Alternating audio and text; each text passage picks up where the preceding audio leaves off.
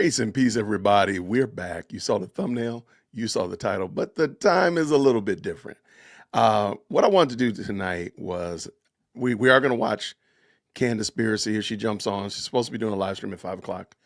And what I want to do real quick, however, is you all have sent me a ton of content to look at. Hey, have you seen this person and this person? How about this one right here? You need to check out this one. So what I want to do is this is kind of like an augmentation of my Thankful Thursday. Tomorrow's Thankful Thursday, of course. And we're going to do like a little hybrid of a Thankful Thursday. And I'm just thanking you all, the audience that have emailed these and sent me these particular content creators to check out. Some of them have been on the show before. They might have even been in the live chat before. But I wanted to just take a second to shout out some great content because there have been some fantastic treaties on one Candace Owens. Let me real quick, making sure all my windows behind here are open correctly so we can pull these in. And I did work today on the audio because, man, I don't know what it is about Candace's live stream. The audio is just always wonky. I don't know what it is. On other channels, it doesn't happen. It's something with Candace's. I don't know, something my setup doesn't like it or whatever. So hopefully we'll find out today. So thank y'all so much to everybody who jumped into the best live chat on the internet. We got some fantastic folk already jumped in. Oh, what was my like number, by the way? Did I like my own video? Oh my gosh, I didn't even like my own video. All right, I'm 27. Shout out. If you want to play bingo, oh, by the way, let's do some housekeeping real quick. If you want to play bingo today, I know the moderators have been doing a fantastic job of making sure that those links are shared. But then I just realized I can put the QR code right here. So if you want to play bingo and you and you don't know where the link is, there it is right there. Just scan it with your phone and make it happen right there. Today I am playing, what bingo board am I playing, by the way? I don't know. 22, I think it is. I closed out the window. Okay, I'm playing bingo board number 22. And let me pull it in real quick, and then I do want to bring up, I have 5 content creators that y'all have asked me to look at from various and sundry ways. So I said, let me pull these in before I get put in timeout. So here it is real quick. All right. Put it on the stage there. Come on. Remove him. Put this on the stage. There we go, Jason. Okay, so we got witness trees, we got vibes, we got grift, TPUSA, any form of racism, whether she says it or otherwise. Best friends, I have messages, a claim with no receipts, Twitter beef. I know for a fact we're gonna have Twitter beef today. My sources, CIA, call out a random country, free space. I'm giving that right now. Of course, the infamous they must enter the chat, of course. I don't like my gut, Erica, hunch. I have proof, but some reason or other she doesn't share it. Trust me, bro. Trump, weird, dox somebody, feds. I'm just asking questions. All right, I'm shooting for blackout bingo today, so I want y'all to join me in this. So if I need to, let me know. We will enhance the game because I want everybody to win. All of us are winners up in this piece. All right, shout out to everybody who's jumped in. All right, I know we're a little bit earlier. We're a little bit early. I know we're a little bit early, but I want to just highlight some other content creators. And some of you may not know, when I came on YouTube, I didn't have a lot of help out here. I was just making mistakes and just doing stuff, right? I didn't know what I was doing. And I said that as soon as I learn something, I want to give it away and help other people get better at their content. And so I try my best as possible to be a resource and be a help to other people. So when you all send me these links and stuff like that, I do try my very best to watch them. And if it's somebody I can support, some way I can help them out, I do my very best. So I got a couple content creators. They probably don't really need my help because they've been crushing it, but I just want to give them a little bit of shine. So first of all, let's bring in Artie Hey, Trolls. everybody, how's it going? So apparently Candace Owens here literally gets caught lying again about CNN. It's absolutely hilarious. I'll show you that. We have more evidence that Candace Owens actually did directly blame Erica Kirk. And you know what? I just thought about it. Should we play bingo with these as well? What do y'all think? Real quick in the chat. Let me know real quick.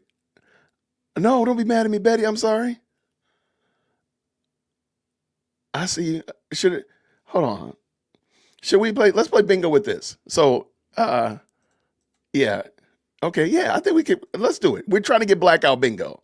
Quadruple blackout bingo is the goal for the night. So we're playing bingo. And on top of that, there's apparently massive evidence that Charlie Kirk was telling Tucker Carlson to pretty much burn everything down with Israel and with the Zionists and all that stuff. But it actually isn't proof at all. We'll get to that. But right before I do, guys, please like, subscribe, and share. I don't ask for money or anything like that. So it helps so much, and I genuinely appreciate y'all being here. Even the people that don't like me that come from Candace's channel, I thank you all for clicking the video. All I do is ask you to make it all the way to the very end. I'm going to try and make this as short as possible so we can critically think about these things, and then we can discuss it down in the comment section below. Please. So real quick, I do want to let you know that all of these videos are linked in the description.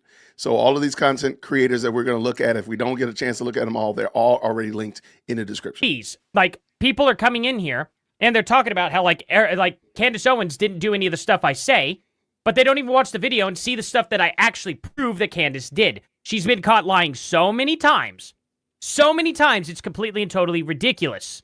So, on her October 7th episode, Candace said it was icky that this person, I don't know who they are, gave an interview to the Wall Street Journal a week after Charlie Kirk's end. And she claimed, I couldn't speak to the press that week. Okay, that's fine. People are pointing that part out and saying that's consistent. The problem is the next sentence. I still haven't spoken to the press. I haven't even given one interview about Charlie Kirk because it felt icky to me. Candace, this was October 7th. You talked to CNN on September 26th, just 16 days after Kirk's end. So what is the line? Let's say that people are right about this line right here that she was only talking about for the first week. Okay, so 2 weeks later is fine. Who made that rule? Who made that rule? This is what's ridiculous, right? Candace she breaks her own rules so often, it's completely ridiculous, and she makes up arbitrary rules. One of my favorite ones is the FBI text messages about the leftist doing what he did, you know. Ended up being fake because there were no dates on the messages. Candace Owens didn't show any dates on her messages either. She swipes over to the left, and you can see timestamps. Time, as in like 7 a.m., 8 a.m., stuff like that. That doesn't tell us the date they were sent on. For all I know, she sent them that morning through her phone to cover herself up. I don't know. But the thing about it is I'm willing to believe her. The only issue is it's her rules. She made the rule that if they don't have dates on them, they're fake. Not me. That's her standard. You guys take it up with her. She's the one who said that, and she still hasn't supplied dates for those text messages. So come on, guys. If you're Candace fans and you're sitting here saying, oh, those text messages, she proved them, they were real. Not by her standards, she didn't. Absolutely not. She did not prove that they were real because she said if they don't have dates on them, they're not real. So why does she get an exemption for her own stuff? But anyway, let's listen to what she says here. You know, Alex Clark calling out, you kidding me? Should I do what she did? And it would have been more moral for me to invite the Wall Street Journal a literal week after Charlie is murdered. I couldn't even speak to the press that week. I still haven't spoken to the press about Charlie Kirk, actually. She says, I still haven't. She did say that. Talked to the press about Charlie Kirk. That's a lie. That is a dead lie. October 7th, she was live here. She knew she spoke to CNN. It's a dead-on lie. I haven't given one interview about Charlie Kirk. Not even one interview. To me. When you say you believe that Charlie Kirk was betrayed by someone close to him, what do you mean? I think that in the coming weeks, there's going to be a lot of financial reports that are coming out. And here's where she got caught lying too. But guess what, Candace? This actually has a date and a timestamp. So by your standards, this email is real. And she hasn't like said the email is fake or anything, which is, you know, insane, right? Tuesday, October 14th is when she was first talking about this, okay? Up here. Oh, you guys can't see that. Hold on. I want to make sure you guys can see that date. October 14th, right up there, okay? So, this, September 22nd, okay? So, it's here now. Oh, no. This is just when it was taken, I think. This is just like the original email that they got it sent to them and then they published it. Never mind. So, October 14th is whenever I think we got this published. or it was at least sent to that person. But the original dates were September 22nd, 2025. And, no, that's the only one, September 22nd. So they were still discussing what to talk about for the September 26th episode. That's crazy. I, first and foremost, do not believe that Tyler Robinson killed Charlie Kirk. I want to be very clear on that. And they're talking about it. Still haven't 16 spoken to the days press later. about Charlie Kirk, actually. Haven't even given one interview about Charlie Kirk because it felt icky to me. You know, Alex Clark calling out you. It's just crazy. So she just got caught in another lie. And of course, we have this. I really didn't poke my head up until weeks after Charlie Kirk's end. I couldn't stop crying about it every second. In reality, it was just 6 days later, guys. I was in this aggrieved stage, and I really didn't poke my head up until weeks later when I could stop crying about it every second. Charlie Kirk, my friend, is dead. First, this is fantastic that Preborn is doing this. Exactly why I partner with Preborn. So I want to remind you guys about Pure Talk.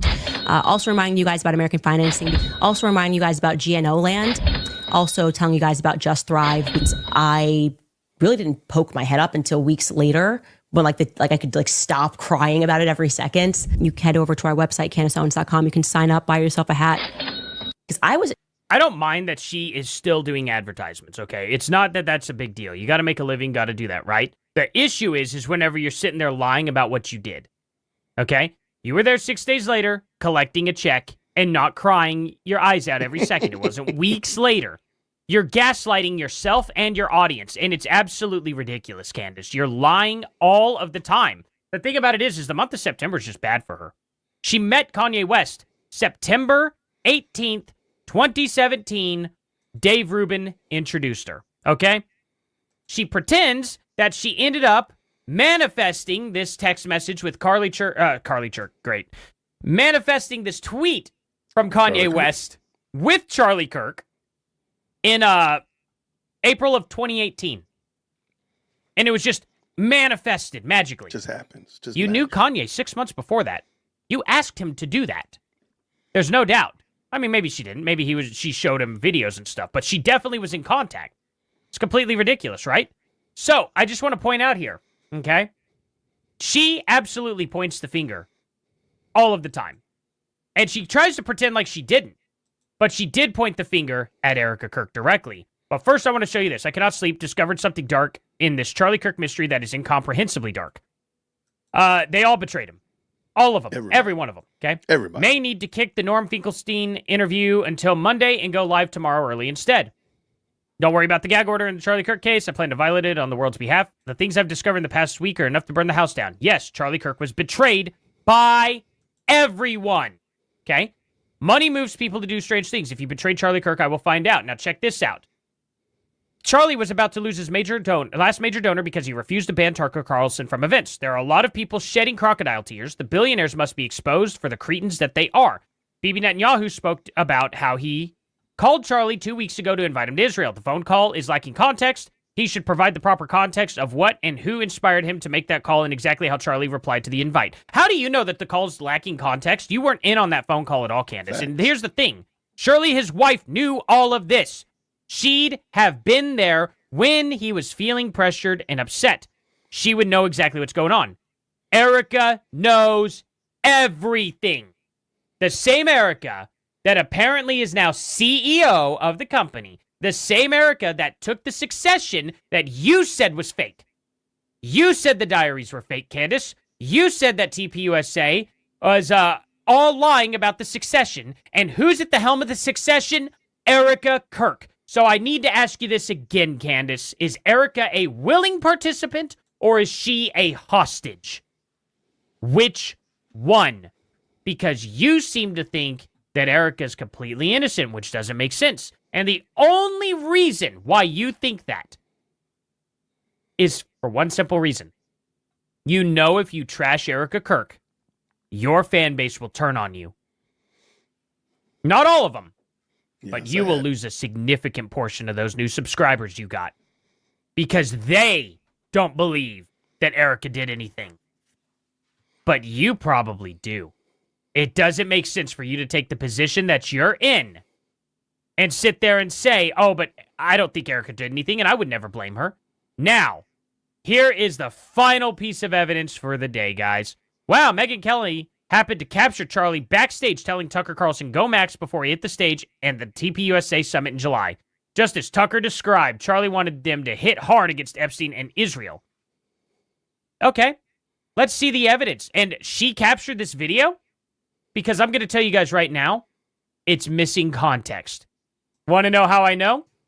Go Max.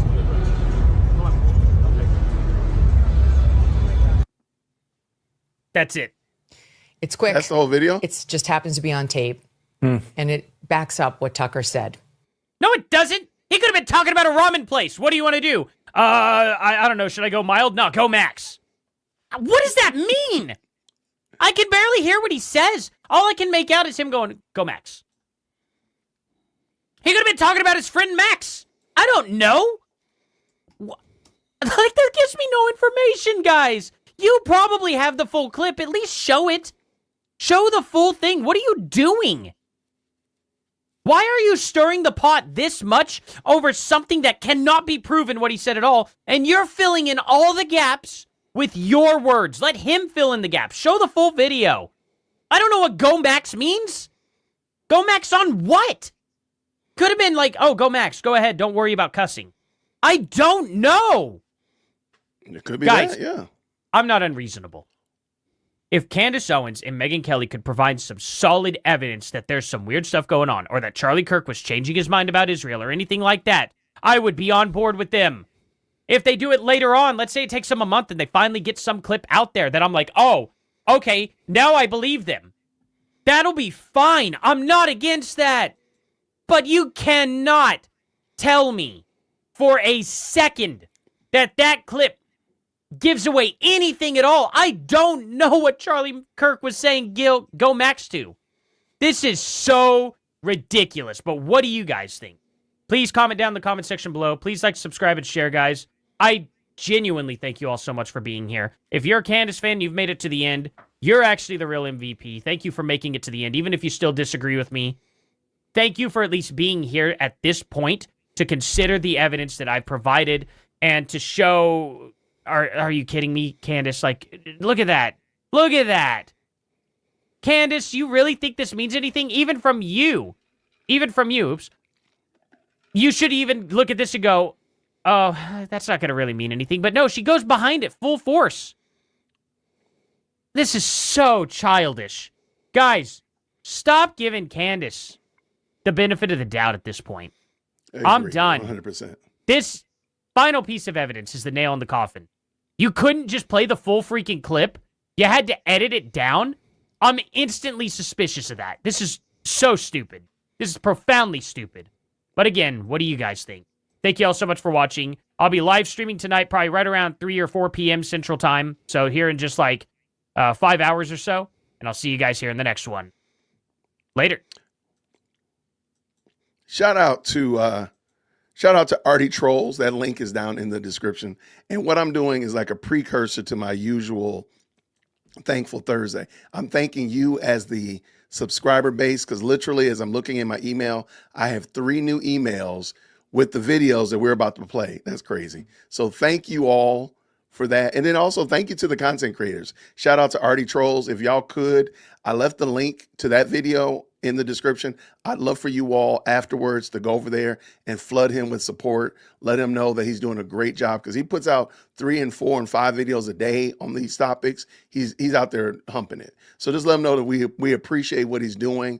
Send him some support and love, all that kind of good stuff. Watch his videos to the end. You know, all that kind of good jazz that we like to do. All right, real quick. I'm doing pretty well. I'm doing okay. I'm doing pretty well. I know there's going to be a lot of these picked up throughout the night, so I think I'm doing okay on my bingo board. How are y'all doing? Let me know how you're doing. Okay. Yes, people. Yes. I got both sides. Both sides is coming on, and we're going to talk about this video right here. So let me bring this in. Lots of you all sent me this video. This video is probably the most requested. Breaking news, everybody. We have some information for y'all. We do. We were privy to some things, and we would like to indulge. Well, we want you to indulge us for just a second, because we want to show you something. We think it's vital that you know about this, because since we're in a market right now where everybody has insider information, I think it's only fair that we let people know that insider information is everywhere, not just on one side of the field. Now, what we're about to show you is indeed, what's the best word for it? Amazing. It is. It's amazing. And in an effort of transparency, we want to make sure we bring things to the forefront. We got something to show you, and we're going to make sure that everybody is aware. Now, we are covering this from the aspect of Candy and Candy's ability to show people some stuff. Well, what we're going to show you is what we found. Okay. Here's a text message that was uncovered. Let's put it like that. Did you see Candace debunking the lies about her text with Charlie? I'm assuming this person might be a Candyite. OMG, yes, I can't believe people would think she would not have a way to prove them wrong. She is the best. They do not know who they are messing with. She is the queen of truth. By the way, she was in love with Charlie. Someone said, you know what? I had thought that they would have been a power couple. So funny how she has strung them along. Do you think folks are going to figure out what her end game is? Now, people might be thinking, let's go forward. It says more. You think they're smart enough to see what she has planned? Nope, they never will. She always brings her receipts. I'm assuming that's the receipt. Might be a misspelling there. Now, you know how Candace debunked and said, this is what it was. This is what it was. Don't be upset because I know what it is and what it was and what it is. Here's a problem. This ain't real. But it do look real, don't it? That look really real. Really real. Like super duper real. But it ain't. If you thought it was real, then we can prove to you something, at least on our end, prove to you, whether you believe it or not, whole different story. We can prove to you that anything can be fabricated with enough time and money. Now, we did this just being silly. Like, honestly, this was just being silly. I'll bring you up the way to do it so you can show you in real time how this can be accomplished. Now, mind you, we are really in basements and in houses with really nothing to offer people. Unlike Candace, who lives in $1 million house. Her basement is like a second house, just so you all understand. If we can do what we just showed you with a non-budget, just off the rip, seeing if it's possible, what do you think Candy can pull off? I know y'all saw her doing the whole look. I know y'all saw her doing that. I saw it. So here's my question. When you looked at the messages she dropped, did something else seem a little bit off? Did y'all see in one of the transcriptions there an addition? Let's put it like that, an addition. The addition was this heart-looking thing on one of the pages that she never showed at all. But she said this was right in the region of one of her messages that she typed in to look for it. Remember that? But this was the original with no hearts, no emojis. None of the pages that we have that are online right now has that little red heart thing on it. Where'd that come from? Was that lately? Did she just decide to add that later because, she was reading it again and she just happened to love it because it, is that what you're anticipating? Well, okay. Maybe, just maybe that's what happened. But let me show y'all something in an effort to be transparent. Okay? We're going to bring this up for you. And this is in no way, shape, form, or fashion to try and make people do something that might get y'all in trouble. But here you have, now mind you, free, online, as you speak. You can find this online. Fake iMessage generator.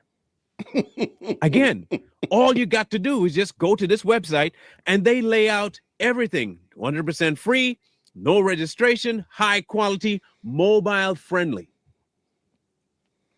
Now here you can add your picture, change your name. You can even make it look like you type something in while you're talking. Look at this. Look at that. See that?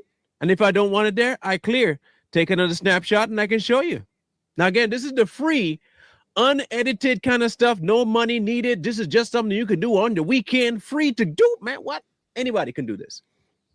But when Candy tells you it's true and she can flip, everybody believe because, Candy said it. You can change the appearance. In the chat messages, you can change all the colors. You can add different pictures if you want. Everything can be done. You can change dates. All of it can be done simply by going to this website, copying and saying, you know what, we're ready now. And you go to right here, export, and you can download the image. How can you trust her? No, I forget. You can because she showed you on the phone. Now, I'm 100% sure of this. There are many people that can make something look absolutely real for enough money. Real quick, I'm going to jump in. Thank you so much to everybody who's jumped into the best live chat on the internet. I'm going to show you something. And again, I personally think that Candace specializes in things that are really not that important. So you see here on my phone here, I have the Bible app open. Bible app is open. I think you all can see that. And I wanted to test something out because there's yet another way that Candace could be duplicitous with this whole screenshot scenario that she was doing. It doesn't look good. How about this, Jason? Try this. That still doesn't look good, Jason. All right, you're going to have to trust me. All right, so y'all can see it here, right? And you can see that I'm scrolling on the app, right? Do you all see that? Green hearts in the chat if you can see me scrolling on the app. I could pull in the other camera. We do have another camera over here, Jason. If you can see that, just give me a green heart in the chat. Just want to show you something. All right, y'all see that? Okay. Now, does that mean that the app is this the app, or is it's even worse, Jason? That's even worse, my guy. All right. So you see the little scrolling action going on there, right? You see that, right? The problem is this is a screenshot on my phone. It's not the actual app. It's actually a screenshot. It's a picture. I took a picture of the app and I can make it as long as I wanted to make it. It could be, 15 pages long if I wanted to. This is just a picture. It's not the actual app. So remember Candace was like trying to proof of product that she scrolled through it. Well, I could do that too, but it's a picture. It's not the actual app. Just something to think about. I mean, it's blurry, but it's clear over here on my side. It's just, I didn't plan it accordingly. I was thinking about it while I was watching. I was like, hey, hold on. I could do that right here. But my point was simply this, like, why fixate on that? You're already exposing your friend, and we're going to talk about that in a second, how she's exposing her friend Charlie Kirk to almost be duplicitous. You know what I'm saying? Almost to be a charlatan, almost to be somebody who's not honest. That's what she's kind of putting it out there to be by showing these messages. And the messages don't really say what she wants it to say. So she's really one-siding it. And I thought that was interesting. I want to bring this back in. So let's get back onto it. Here we go. One thing that Candace has? Money. Y'all might be wondering, how in the hell is she keeping messages from 7-8 years ago? Like, who does that, right? Why would you need to keep messages? That's what you also believe, that you all saw the first message that she dumped. And it was, I think one of them said from 2018, but since then, no timestamps, right? So if you had a timestamp on your very first one, like at the top of that picture, right up here, like where I have mine, that was the first video I think she ever showed, was that date right there. If that said 2018, who keeps messages that long? 1. 2, you're telling me you consistently spoke to that person day in, day out, one day after the other, to where that date was the only time you show up on? Not a single other time in any other messages? Not even at the transferring of a phone to a phone and uploading you never saw another timestamp at all? Not one time. I know y'all think y'all had a got me with this idea of, she showed the whole phone. Look, she's on it. She can even pull aside and look, trying to show you the date. That's doable. Programming has gone so far. Do y'all not understand that the amount of money it takes to even do that is not that high? Somebody could easily do that for a couple of $100. Easy work. Easy. iPhone, be able to have an interface. That's an app, for crying out loud. People write apps all the time. I'm not saying it's true. I'm not saying it's fake. I'm not saying anything other than you can't just believe it. That's all I'm saying. And to consider that proof that she did something, nah, that wasn't proof. The other side that y'all aren't touching, I find that kind of weird. This is the best part. This is the best part. This is not, it's not even so much what she can do within her phone that's the troubling part. Is that none of y'all seem to understand what the text messages are saying about Charlie. Like, I'm gonna say it like this. You guys out there are genuinely telling us that you believe that Charlie was a charlatan. Yeah. That's what you're telling us. You are of the opinion that Charlie is a liar. And the only person trying to expose who Charlie really was Candace. The person that Charlie was in public was a completely different person. That's what you are now believing because you believe Candace. If you were to go back and read all of the messages that she put out that she said she conversed with him on, and then tells you that this is how he felt even to the day of his death, then who Charlie was on Turning Point USA, campuses, debate stages, anywhere in the world was a lie. Was a lie. That was not Charlie Kirk. That was the image he put forward to let everybody feel that that's who he was. He was a liar. He was a cheapskate. He was a double crosser, a swindler. In fact, he didn't even stand on any of the premises that he said. Let me jump in real quick, Marlon. Allow me to jump in. If you've been following me, I told you that I believe Candace is going to come out and say that she and Charlie Kirk had an extramarital. I believe that. I believe that it's going. There's no other way to do it. She's going to do it. And she's already chipping away at everything that Charlie Kirk stood for. He really wasn't against hip hop. He was dancing to hip hop. He really wasn't against this because he was doing this in the text messages. She's showing you that he was duplicitous according to her testimony. So Charlie Kirk really wasn't all for family because he did this. If I'm crazy, let me know. Feel free. I want to be wrong, but I don't trust this woman to do anything that's righteous and uphold anything that's that has a moral standard. For her sake, I think she'll do anything. For her name's sake, I believe she'll do anything. So when she says it, just remember, like, hey, Jason said that crazy woman's going to do it, and now she's saying it. Back to you, Marlon. Let's go, brother. Talks about this idea of anti-hip hop. He wasn't. He loved hip hop. In fact, he used to jam out to hip hop, shake his waistline, and wish for decapitations and things. That was Charlie. Yeah. Zombie eating brains and all that stuff. That was Charlie. At least that's what Candace wants you to believe. Candace wants you to believe that Charlie was the absolute most perverted person out there. In fact, that he would sit down and watch incestuous relationships on TV in the Game of Thrones. I mean, it was her friend, so she must know him better than his wife, right? She has text messages to prove it. But like we showed you, we have text messages too. Now, whether the text messages are anything true or not, that's irrelevant because I can show you. Want me to show you again?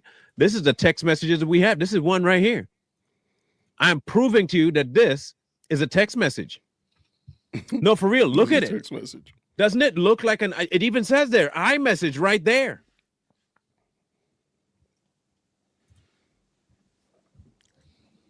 Listen, today's technology and motives of people go hand in hand sometimes.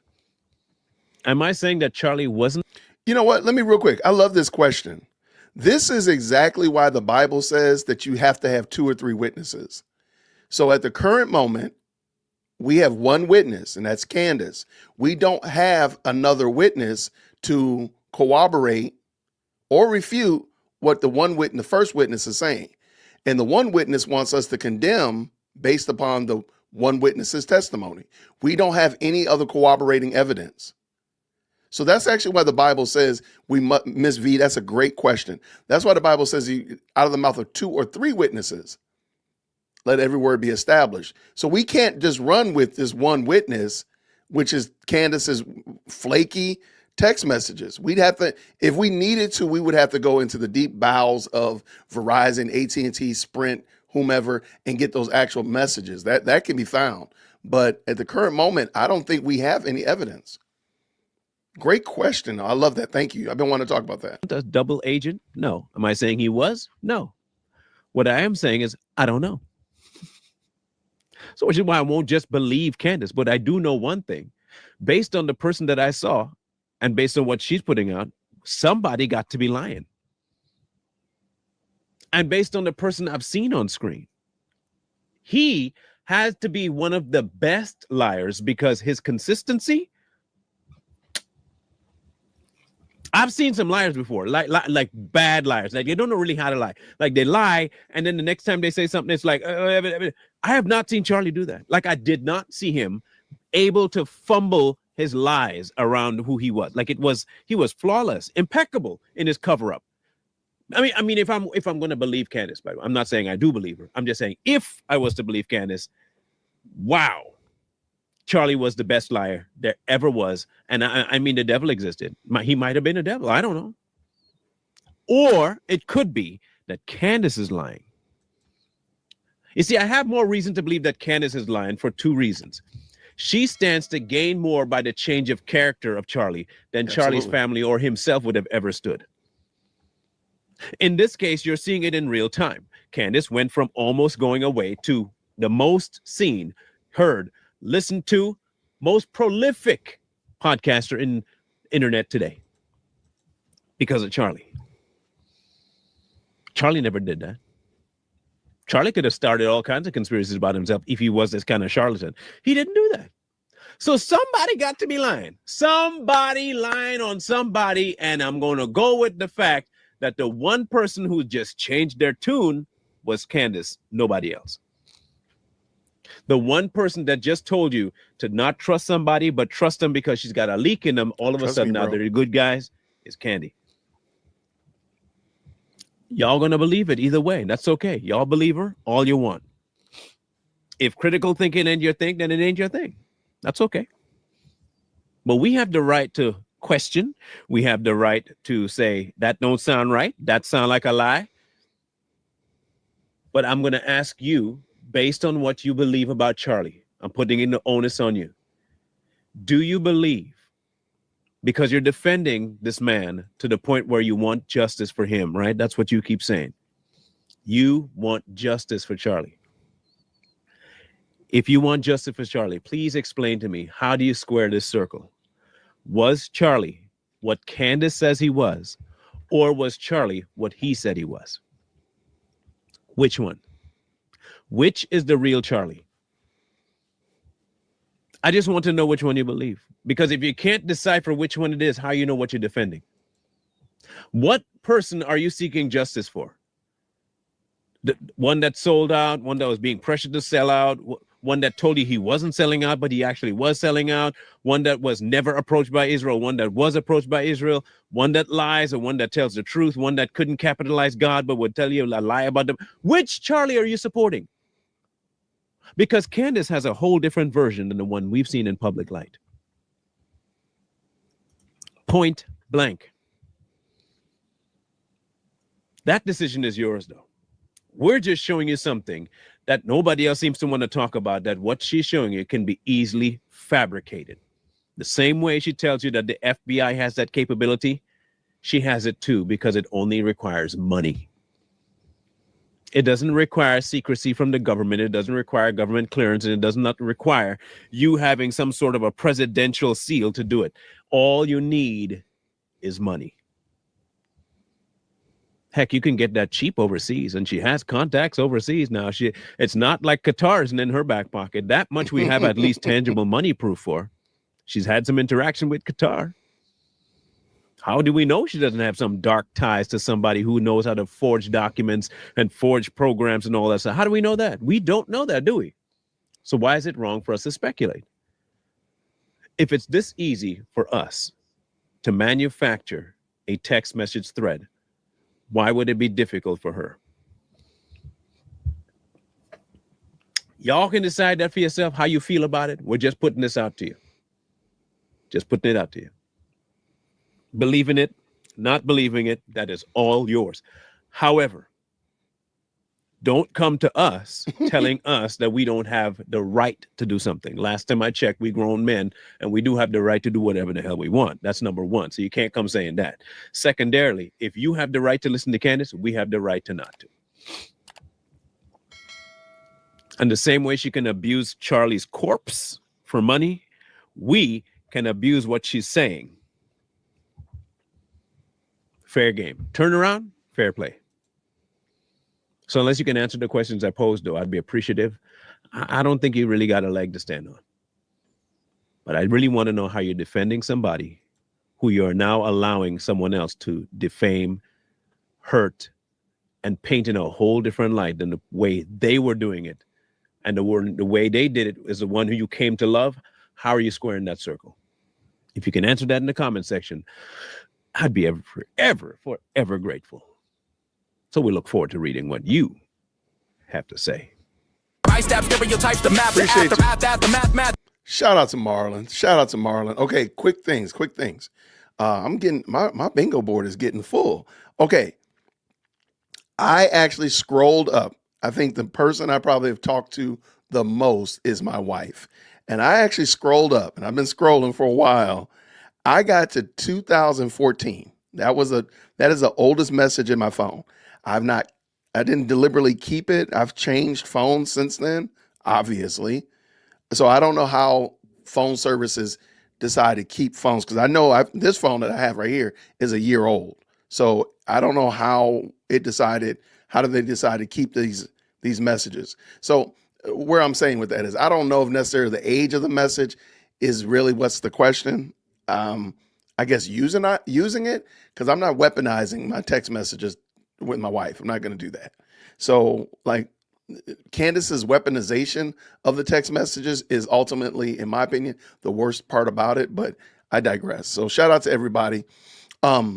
I do want to say this is kind of like a precursor to my Thankful Thursday. I want to say thank you to you all who've been sending me these video clips. Y'all been sending me clips all day long. Y'all can stop. It's okay. It's okay to stop.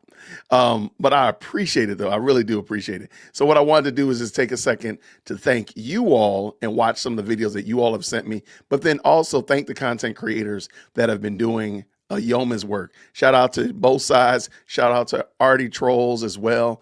All of these videos, even the ones I haven't played yet, are all linked down in the description, so you can check them out. And please just go over there and just support them. Just support them and tell them thank you for what they're doing, such of that nature. I'm going to say this again as we get ready to pull up the next video. I told y'all Candace she has garnered her own rogues gallery. She's creating her own rogues gallery.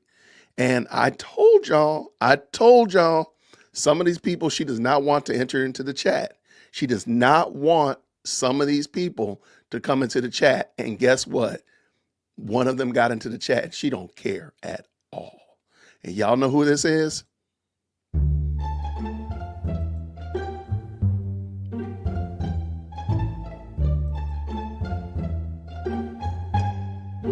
Hey Candy, how you doing?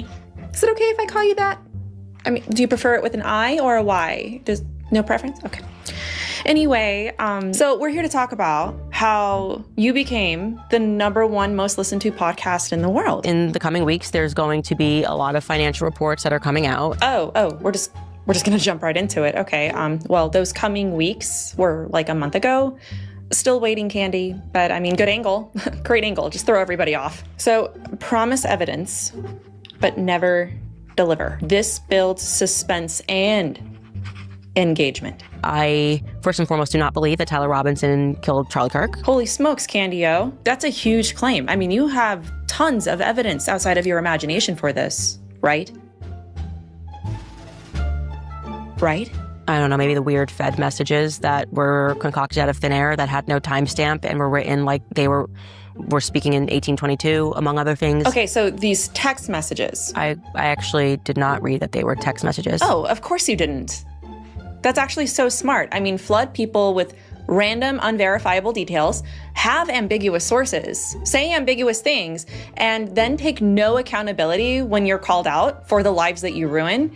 You can deny it when it backfires, or take credit when you're mysteriously right. The feds made up the text messages. And only you know this. I have very strong sources everywhere on both sides. Where? Who are they?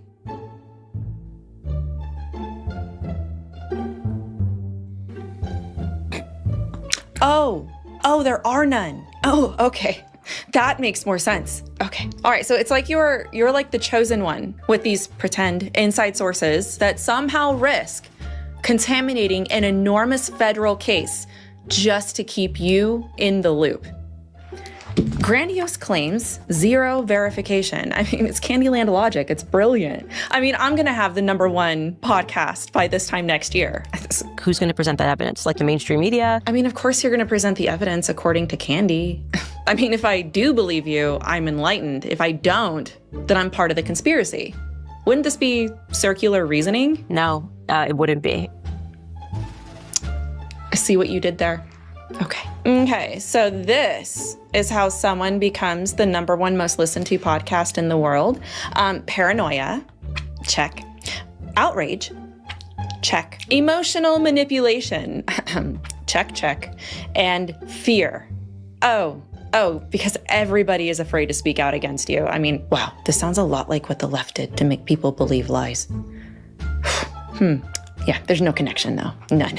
So you're capitalizing on a man's murder, tormenting his widow in the process with no real evidence outside of your own brain.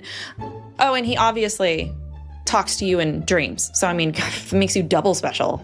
Convincing people a clearly guilty man is not guilty and never pausing to actually consider the consequences if you're wrong, like basically advocating for a killer to walk free. Girl, you don't need a podcast. You would make a great cult leader, at least in my opinion. Shout out to Melissa Doherty. I told y'all. I said she's going to, and she is inviting in a whole slew of solid Christian women who are firm in their convictions, who do not care. And now we see right here. I told you it was coming. And I'm expecting so many more. There's already great ones. Oh, there's already great ones out there now. Wait, what am I doing? Rookie, man, stop it. But I'm expecting more. I'm expecting Candace is about to it's going to get so ugly, and it's going to be a beautiful thing. We're going to enjoy ourselves. Okay, I got 2 more. I am going to go with, her name is Adine Lowe, and her video, her link is down in the description. Candace is allegedly going live at 5 o'clock, so this video is this is shorter than that. So we will fall right up under and be ready to get going. Make sure you have your bingo boards, all that kind of good stuff like that. Adine Lowe, what you got to say? Let's go. I had to take a break from Candace Owens. It was actually affecting this stupid jumpsuit. It was actually affecting my spiritual health. It really was. The anger and annoyance I was feeling towards her, because her arrogance literally disgusts me. It's hard for me to hear her even speak now, and I used to really like her. But anyway, I'm cooking dinner and I was watching or listening to the Jay Witt podcast because he does a Candace Owens watch party. I wanted to tune in because I knew that she couldn't help but comment on Erica's interview with Jesse Waters. Okay. We've reached boiled bunny level fatal attraction. That's where we are with Candace. Boiled bunny is crazy. She's affecting my cooking as well. I'm gonna put these noodles right here. Listen to me. Not only is she behaving as a scorned lover, listen to me. Since we're going on feelings here, Candace is all about I feel. Just know. I don't know, but I know. Like, I know. Her husband's playing for the other team. Because, here's what I think happened. Remember when she allegedly was led by the Holy Spirit to wherever she went, the UK? And that's where she met her husband, right? And then they got engaged like 18 days later, and they didn't even like each other, love each other, didn't say anything romantic, but they got married. Okay, Have you guys ever seen the movie Get Out? You know, at the end of the movie when we find out that the girl is crazy, right? And she's like a recruiter for her family to get the people to hijack their brain cells. And she was like Googling CAA athletes that were like top picked. Remember that? She was researching who she wanted they could get the most money for. That's what I believe Candace did. I believe she looked through all of their TPUSA affiliates and she found the one for her.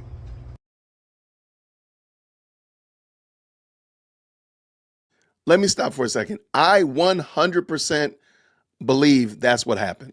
Because you can't convince me Candace Owens was over communication in TPUSA. So you mean to tell me she didn't know who a big donor was in TPUK? She didn't know that. Okay. She didn't know the person at all? No. And remember, she has a background in doxing folk, doing that research, doing that deep dive into people's backgrounds. So she didn't know about this person and she didn't do any research about him at all? Okay. Okay. I just want to make sure I understood it right. Because again, if the bunnies are going to get boiled, we need to know why and how the bunnies got boiled. I'm just wondering. I'm just asking questions. We're just asking questions. And matter of fact, I'm getting good vibes. So if you have put this on the screen. Hold on one second. I don't want to do that to her. All right. If you want to, you can have vibes. You can have vibes because I'm getting vibes here. I'm just getting the vibes. If you're playing bingo with us, I'm getting vibes, man. I'm just getting the vibes. I'm just getting the vibes. Let's go. She found the one for her and she orchestrated this trip. She went there, she found him, walked in. I just know, like inside. I don't have any evidence. This picture just conjured up in my brain. I just know at that event, she walked in, a very intimate moment between George and some elite gentleman. I don't know. Could be from the church. I don't know. In a very compromising position. And he said, please don't tell anyone. She said, bet. Marry me without a prenup and your secret is safe. Fear not. Fear not. Okay. I just know that happened. I know inside myself that happened. Because, let me tell you, there ain't no way her husband and her love each other. Like, they might be best friends. They could be, I actually don't even think that they like each other. But that's just, again, because ain't no way any man would be okay with his wife saying, there's nothing more important to me than Charlie Kirk and finding out who killed him. That is all I want to talk about. It is all consuming me getting to the bottom of this. Because I love him. I love him. That's literally how she's acting. So that's why it leads me to believe that, you know, he's just there. Like, there's nothing he could do because she's got dirt on him. She was probably there filming there with her BlackBerry, watching him. BlackBerry is crazy. She had cameras set up. Like, she's got some dirt on him. Ain't no way this man is fine with her behaving this way. You know? Anyway, boiled bunny status.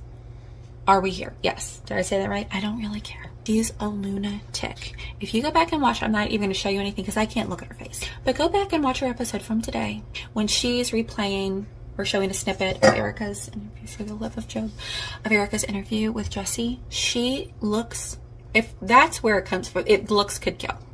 Erica would be dead. The way that she was looking at that woman, like she hates Erica with every fiber of her being because Erica's everything that she's not. She's gracious. She's effortlessly beautiful. She's a fantastic mother. She's strong. People genuinely admire her, and it's all effortless. You see, Candace actually has to put effort, and she has to get going some salacious gossip. She's a gossip. She's a slanderer. She's a blasphemer. She's a heretic. Erica is none of those things. She's the complete opposite. And people are responding to that. Candace can't stand it. I also can't stand that she got Charlie when Candace wanted Charlie. And this is just what I know in my heart. Not that I know. She's going on about how No, she can't give grace because Erica asked for grace for those who witnessed firsthand. I know Candace likes to say that Charlie was shot in front of her face. She was on the other side of the country. She was not there. She was not there. People were there and watched it firsthand. That's traumatizing. That's a bit traumatizing. So Erica asked for grace for those who were there. And Candace said, no, that's a no can do. Sorry, girl. You shouldn't be a CEO if you can't handle it. Like, no. No. She can't stand it. She cannot stand it. Have you ever known a narcissist? Now, I'm not talking about someone who just is kind of self-absorbed. We can all have those moments, right? We're a little too conceited, a little too focused on us. I'm talking about someone who actually suffers from narcissistic personality disorder. It's a very dangerous disorder. I am not a medical professional. I do have my master's in forensic psychology, but I am in no way a clinical psychologist. I don't have a license to practice any type of medicine, not a licensed practicing clinician, nothing. So this is just my opinion.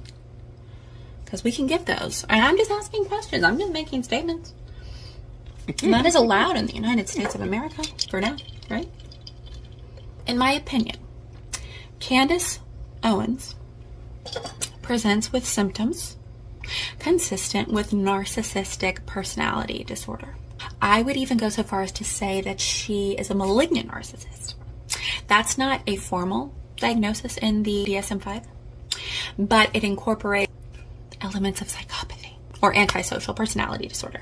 So she presents with symptoms consistent with narcissistic personality disorder with elements of psychopathy present. Very dangerous. So not an official diagnosis, not there in writing, even though she likes to debunk psychology in its entirety because it testifies to who she is. She cannot handle that. Anyway, these people are lethal. They're lethal. Any small act of injustice that they perceive. I mean, this could be, you saying to your besties, right? You're saying, I wouldn't wear that top. It's not really flattering. Well, your mother never loved you and your children are ugly. That's how they respond. They can't handle any type of criticism. Any type of criticism. They will go lethal weapon on you. Ain't no coming down for them. You feel me? Danger! That's Candace. And they're very concerned with how they're perceived. Tune in. Candace was elated that she has the #1 podcast. That's why she's so obsessed with Kanye. She loves Kanye. I mean, guy is talking about the worst person in history next to Satan. He's not a person, but she's like, no, he's just an artist. He's just like, she's so gracious to Kanye. He's like actual lunatic. Evidence that he's actually loony, toony, Rooney. With his new documentary, did you see the foot stomping? What I'm saying is, narcissist can't stand to not be liked, can't stand to be called out. Candace likes to say, I don't care what you say about me. I'm just here to tell the truth, no matter the cost, tell the truth. Yet, Allie Beth Stuckey tweeted or X'd something. I really hate it when they change the name of I'm going to call it tweeted. Didn't even name Candace, but was just coming with some receipts at the allegation that the UVU appearance was like came out of thin air and it was unheard of in the way they did things 100 years ago when Candace worked there. So this is what happened. I had paused Jay Witt's podcast so I could film my little reaction, and then when I resumed the podcast, I got to the part where she was talking about Allie Beth Stuckey's tweet X message, and then she also fired her poison darts at Lila Rose. I love Lila Rose. She's such a lady. Have you noticed that Candace has some level of resentment towards women who are really feminine and poised? Because Candace is basically a man, like a She-Hulk. She's like a pit bull, which is ironic because she hates pit bulls. Okay, so if you have a pit bull and you also have a pair of tall boots, you are destined for eternal damnation, Candace's eyes. Because she brought up the boots again. Alex Clark's boots. What about the boots is offensive to your sensibilities, Candace? I think you'd feel better if you bought some boots. I know that you rotate the same outfits on your show. I think you do that to appear humble. Girl, we know you ain't humble. We know the money that you're bringing in. You can spring for a new outfit each day. We would welcome it. We would welcome it. I think you'd feel better. We're tired of the tweed blazer. We're tired of you attacking women with boots. Hashtag all boots matter. Also, I don't give a rip if Charlie was converting to Catholicism, because he is not my Lord and Savior. And if he was converting to Catholicism and praying the rosary and praying to saints and all of these things, then he's already had to take it up with Jesus. And we need not worry ourselves in speaking about it any further. So Allie was like, no, that actually, it happens. Here are my receipts. Oh, Candace was there. You're completely wrong for this, Allie. Oh my gosh. No, full stop. She cannot handle it. She plugged in to everything everyone is saying about her. You could have a podcast with 40 people. She'll come for you. She's listening to you. She's searching the hashtag. She has her Google alerts on. She is in it, consumed with her image. She's like Satan, you know. And what is the deal? She is not trying to win people for Christ. She's trying to win them to Catholicism. It's just a little side note. Girl, stop. We get it. You're Catholic. We get it. That is your whole identity now. We get it. You go to Latin Mass. Do you know Latin? I would encourage you to know what you're listening to. You wicked, perverse woman. She's a lunatic. Boiled bunny status. Narcissistic personality disorder. She's crazy. I mean, I'm sure I look crazy right now, but she's really actually crazy. Wow, she really hooked people in, you know. She was I'm going to end with this. So she hates Jews so much, but she was brought to fame by a Christian Zionist and 2 Jewish organizations. She's got some nerve. She's got some nerve. She's crazy. George, get your girl, okay? And come out of the closet. We're fine with it. This is the time to come out. Shout out for sure. Okay. All the videos that we're watching during this pre-Thankful Thursday episode are all down in the description. So let me put her link in here again, but I'm just doing it. But all these videos are down there. I would love for you all, when this is over with, I'm debating doing a watch party for the CNN interview because I actually paid for it. So I'm debating about that. But if we don't do that tonight, I would love for y'all to go and check out Artie and check out Too Strong and both sides, please forgive me. Check out all of these great content creators and just give them a little bit of support. Give them some love. Let them know that you appreciate what they're doing because, you know, it takes time to do this. It takes time and confidence to put yourself out there. So shout out to them. And I just want to make sure I give them their roses while we can. Candace has not gone on yet. I do have one more, but we're not going to be able to watch that yet. We'll watch it afterwards. But everybody, thank y'all so much. I appreciate y'all so much. Okay, there's a question here, and I will talk about this one while we're building up. Why did you decide to leave teaching in schools? Great question. All right, I taught for 15 years, and I had enough of it. Teaching in the general sense is not a very male-centric activity, whether it be the classroom teacher or for boys. I've said this before. Education in the United States and the way we do it is not really favorable for boys. And good gracious alive, boys with ADHD, you're just in trouble. It's a wrap. So I didn't go into teaching because I had this overwhelming love to change the whole world or anything like that. I just wanted to get out of college. I really did. And with my credits that I had, becoming a teacher would have been the easiest, as quickest way out because I thought I was going to go to law school afterwards. I liked it. The times off and all that kind of good jazz like that really started growing on me. And lo and behold, by the time I finished school, I was fully bought into being a teacher. But really, when the smoke cleared, I was glad that I could have done what I did, 15 years in there. That was good. But I needed to get out of there. It's not the best experience. And not saying that they're horrible experiences or anything like that. It's just not the best experience. And I just felt like I could do other things and enjoy myself more and be more at peace. You know, at that point I had just one, let me see. Yeah, big girl we had both of our kids. I'm sorry. So we had both of our kids and such of that nature. And I just said, hey, I can do better outside of here. So there we go. All right. Thank you so much for that very kind $5 super. Your girl is going on live now. So we have got to make sure you have your bingo boards ready, y'all. I had to take a Whoa. I brought my girl back in. But as I said before, all of the videos that we watched today are all down in the description below. So please make sure you go check them out afterwards. Stop screen. Here we go. Let's get ready to rumble. All right, we got your girl. She's going to be queuing in. Let's see what she's talking about today. It's always going to be something crazy. You know that, though. All right, here we go. With no further ado, I'm going to bring this in. And I'll keep telling bad jokes. All right. Green hearts in the chat when you can hear. Happy Wednesday. I don't know what these people thought. I don't know what they thought. I think they thought Charlie Kirk would get assassinated. They would very quickly bury him in a yarmulke and then convince the world that he was actually besties with Ben Shapiro and Josh Hammer. He didn't even know Candace Owens. His last words before he died were, "Honor the Sabbath and buy Josh Hammer's book." Yeah. Wow. And also he had just written this Romeo and Juliet letter to Bibi Netanyahu. I feel like that was kind of the plan. But look, the best laid plans, they can fall apart. And I can tell you guys, this one is falling apart. It is like an avalanche of truth that is just coming at the Zionist lobby because they were just sloppy in these lies, these post-mortem lies.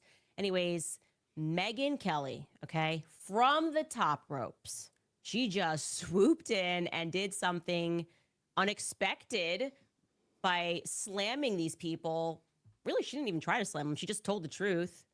She produced a video evidence of what Charlie said to Tucker backstage at the Student Action Summit in July.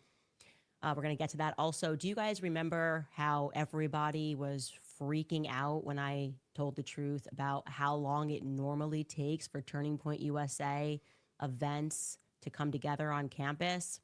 Well, I always told you when they freak out, it's a clue. And now I know why they are kind of freaking out. And I'm going to tell you. So welcome back to Candace. I think it's adorable that she always qualifies any kind of pushback as freaking out. Not that, hey, people disagree with me, but they're freaking out or they're collapsing. They're panicking. Interesting. Let's go. Okay, I'm excited for today, for the rest of the week, because we have got some very interesting updates for you in the Charlie Kirk assassination, the assassination that seems to have broken the brains of Zionists. They are not acting right. Can we all agree? Zionists are not acting right. They are panicking so much that they randomly sent Ben Shapiro out into the daylight. And that, my friends, like I said, is a move, okay? Cersei would never send Joffrey Lannister into battle, right? And they just went ahead and did that. And he lied to Megyn Kelly's face. It is never a good idea to lie, full stop. Definitely not a good idea to lie to a woman's face. And definitely not a good idea to lie to her face and try to humiliate her on her own tour. I personally would have strongly advised against it, okay? If somebody said, is this a good idea? I would have said, you know what? Let's maybe not do that. But it happened. And it's important to stress here that this was not just a simple mistake that Ben made, right? That's always a possibility that Ben really thought maybe he's backstage and sees something on Twitter and somebody said, Candace just said that Erica Kirk murdered Charlie, and then he gets on stage and he repeats it. Maybe it's just an accident. Highly unlikely, but of course you have to run that plausibility. But we can now confirm that that certainly was not the case. This was not a simple mistake because in the days following it, he didn't recant. Real quick, I want to jump in. Candace Owens, it stays on Twitter. I really do question about this homeschooling that she's doing for her kids because she's on Twitter all day long. She is on X from sunrise to sunset. She stays on Twitter. The only time she's not on Twitter is probably when she's recording this video. That's it. Now, the reason I bring that up is because she has been catching havoc. Okay? She has been catching havoc about this comment about Erica Kirk involved in Charlie Kirk's assassination. From left, right, center, from the Ninja Turtles, from the Egyptian planes, people are catching, she's catching it all over the place. It's funny that she doesn't bring up, and she's in there fighting with them. She's arguing with them and this, that, and the other. So it's not like she doesn't know what these people are saying. So it's just weird that she's using, she's pretending like, Oh, I'm not on Twitter fighting with these people all day. When you really are on Twitter fighting with these people all day long. Let's go. He did not modify. He did not correct. He has a platform. He could have just come out and said, oh, I got the details wrong. Nope. This was a premeditated and a post-meditated lie, okay? Intended to morally blackmail Megan into a position to decide right now on the spot whether you are going to stand with evil Candace, who was accusing Erica Kirk of murdering her own husband. And that lie backfired gloriously. By the way, I think if it had been any other person, like if it was not Megyn Kelly who was sitting across from Ben, his strategy would have worked. That was high pressure, peer pressure. She happens to be extraordinarily media trained, and she didn't buck, okay? She looked uncomfortable, but she did not bend to his will. She kind of just moved along and said some stuff about Tucker, asked again, like, are you sure she said that? And he said, yes, she said that. And then she found out, obviously, that I did not say that. And the following night of her tour, during a Q&A section, somebody named Josh stepped up and asked her about that moment. And here is what Megyn Kelly said. Hi, Megan. Hi. My name is Joshua. My question is, during a recent stop, you had Ben Shapiro as a guest, and he had made some claims about Candace, saying that she had said certain things online, and when he made those claims, you looked visibly uncomfortable because, you hadn't heard that and couldn't verify that. So my question is, why did you look so uncomfortable in that moment, and have you researched the claims that he made since? Thank you for that. Yeah, no, he said that Candace has been claiming Erica Kirk was behind the murder of Charlie, which I had not heard, and I was taken aback because that seems like something I would have heard. It's so crazy. And I have since learned it is not true. Candace has not made that claim. And in fact, I've now seen several clips of Candace specifically defending Erica Kirk and saying she would never make a claim like that about Erica, and that she is open-minded to other people at Turning Point. That's obvious. She's been making that point. I had heard that point. But she's specifically been defending Erica Kirk, and she's been saying she does not think that of Erica. And in fact, if you read her comments, she's under pressure to make comments about Erica. And so far, what I've seen, she hasn't. So thank you for that question. Let me jump in real quick, because I think this is adorable. Who is Candace allegedly defending Erica from? Who is she defending Erica from? It's not from us. It's not from the Tyler Robinson did it crowd. It's not from the, yeah, we trust but verify crowd. It's Candace's own people. Megan, you're not that super duper smart that you can get past that. Ma'am, you have to acknowledge Candace is defending Erica from her own people. I know that's crazy work, but that's what it is. I just thought that was adorable. Let's finish up. And I'll tell you right now, Megan was not done. And I will say this, even if I remove myself from a situation, it is actually the most disrespectful thing that you can do to someone that you purport to be friends with or friendly with. I can't even imagine that. Like, hey, will you join me on stage? I really like you and I'm on tour and I'd love to have you on stage for a discussion. And then this person starts coming after me and questioning my moral compass. Really process that. That's just not cool beyond anything else. So I was pretty dumbfounded when Dave Rubin weighed in on the matter, and he called what Ben did, effectively trying to humiliate Megan on her own stage. He referred to it as almost an act of bravery. Take a listen to what Dave Rubin says. All right. First off, again, like I know I guess I'm glazing Ben right now, but he deserves it. It is not easy to go onto someone else's show in general when it's not a live audience and criticize them, but it's really not easy to do it when you're in front of thousands of people. I don't know how many people are at those shows, but it's certainly thousands. You can add it to me. When thousands of people are there to watch Megan, and then you have to criticize her a little bit, and he did it absolutely respectfully, and I think he did it properly. Listen, I don't care. Look, you can tell, I don't really want to talk about Tucker. I certainly don't want to talk about this Nick guy, but sometimes these things just hit you in the desk, and I agree with Ben. Like, I have a job to do, and if I don't address the things sometimes that I don't want to, then I'm probably not very good at my job, and you should watch another show. I don't really want to talk about Candace. We were great friends for a long time. She has been to this house for dinner. She loves chicken parm. Well, I can fact check true. I have been to his house for dinner, and I do really love chicken parm, and I had a good one at his house. I will say that. I'm not going to front. But the other part that he's saying here, I don't know what happens when you're a Zionist where you just, on this one topic, and this was what it was with Dave Rubin and why I had to stop being friends with him or friendly with him, is like they just don't know what it actually means to be a good friend. It's, you do not, when you are invited to join somebody on stage, prepare a lie, right? Present them with a lie and try to peer pressure them in front of their own fans. That's like, there are a million things that can happen before that ever comes to it. She did not invite him to have a debate. She invited him to come on her tour and to introduce, to have him in front of her audience and to have a conversation about their values. It's just not the right place, it's not the right time. And it really just shows that you're not a good person, because she probably went backstage, okay, and said hello to him, was all friendly. If you want to take her to the side and said, hey, I wanted to have a face-to-face conversation with you, that's how like regular people would handle something like that. Not try to humiliate you on your own stage. That's just...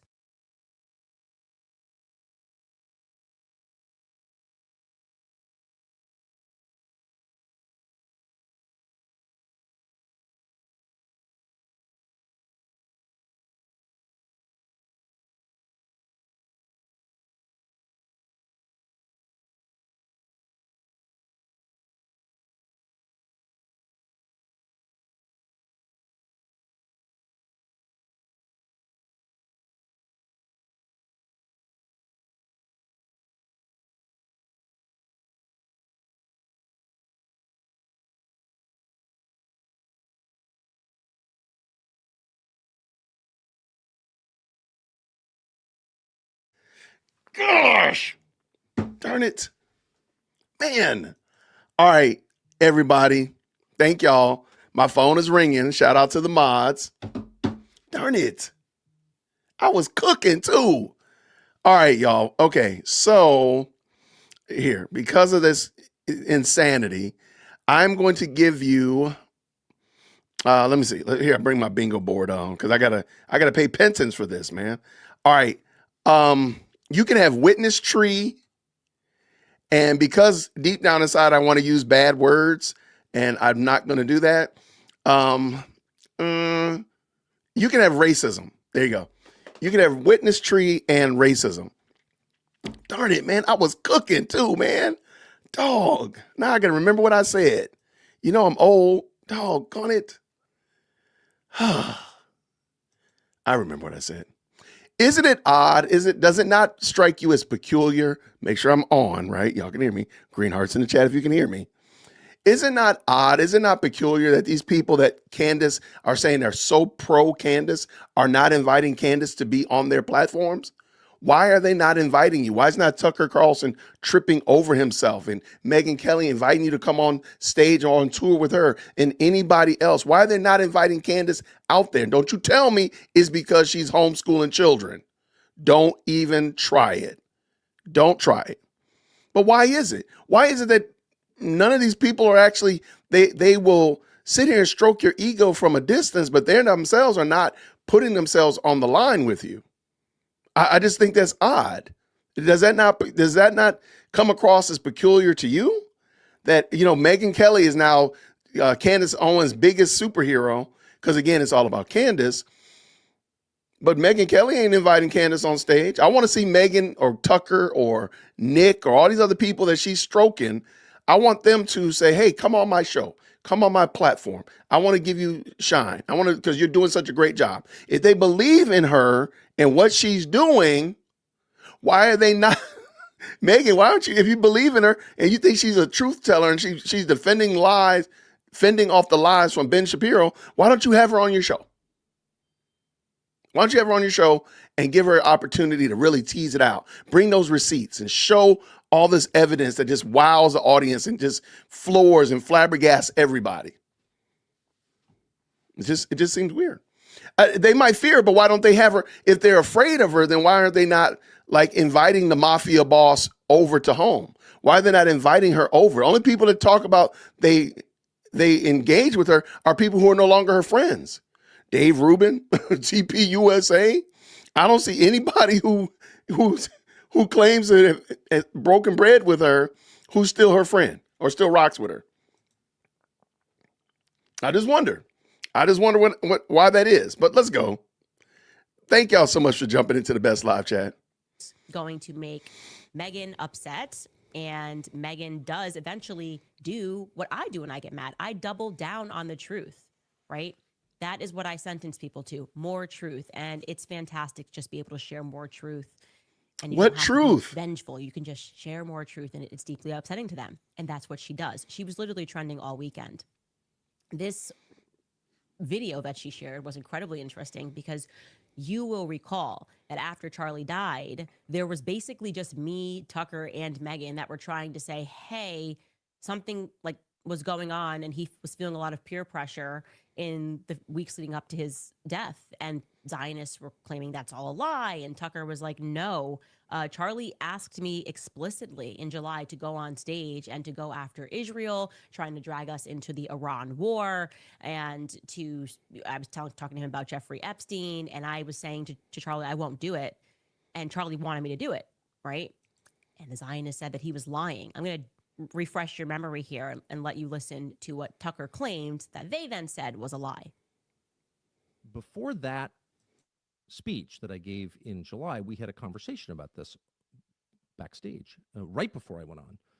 And I was fulminating and getting all red in the face like I often do, to my shame. And I was mad thinking about this and thinking about the effort by the neocons in the United States to draw us in to another forever war with Iran.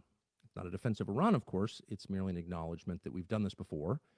This happened in Iraq, which we entered into at the behest of those same foreign policy strategists, and it didn't work. And so I was going on at some length backstage with Charlie, and I said, probably not going to talk about that. I'm not going to torture you. I know your donors hate this when I say that. And also Epstein was in the news, and it was clear to me that, Epstein's probably not like a Mossad agent or something, but Epstein clearly had contact with Israeli intelligence and American intelligence and French intelligence, but the only one you're not allowed to talk about is Israeli intelligence. But it seemed true to me, and I had done some work on that, and I knew a bunch of people pretty close to that story. So I thought that, and I said that to Charlie, and I said, but I'm not going to say that because I don't want to make your donors mad. I know it's just going to be like an endless flurry of text telling you to stop or you're going to lose a bunch of funding. And he looked at me, I'll never forget it, and said, go all the way. Do it. Go all the way. I said, man, a lot of things I can talk about. I don't need to talk about that. And he said, do it.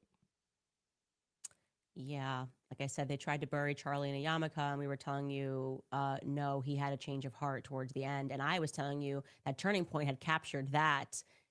They were all mic'd. Okay. So Turning Point captured that, and they could have easily released it to give me a little bit of backup. But of course, that wasn't going to come from them.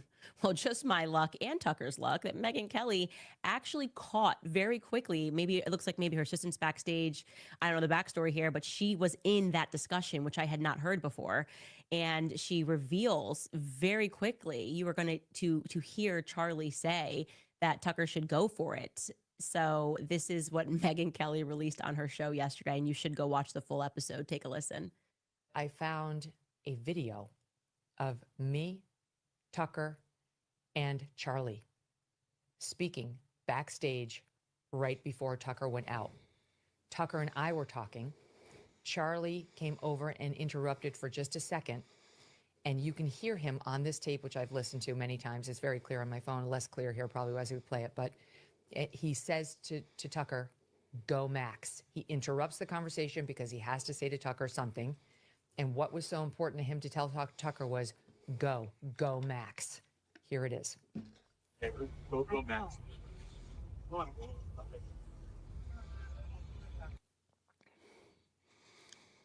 It's quick. Man, that's embarrassing. I'm sorry. That is embarrassing that Megyn Kelly is as smart as she is and brought that on there. Literally, we heard 4 words. I'm sorry, we heard go Max and then 2 other, I guess, sounding words. Really, Megyn, you can't give us any more context than that? My goodness, in the morning. That is proof of what? Like, hey, I'm thinking about getting the Hellcat or the Hellcat Max. Go Max. Hey, I'm thinking about naming my son, my 18th son, Jason or Max. Go Max. Like, what is this? This is embarrassing. And you know Candace is licking her chops because Megan has put herself out there looking like a whole stir-fried fool for her and her narrative. Not for the gospel, not for Christ, not for anything else of trying to bring civility or anything of that nature, but to continue with this false narrative that Candace has been spinning for the last 8 weeks. Go Max. Y'all put Go Max in the chat. Just put Go Max in the chat. Just Go Max. Like, Go Max what? Hey, I'm thinking about just maxing out my credit card. Go Max. What the heck, man?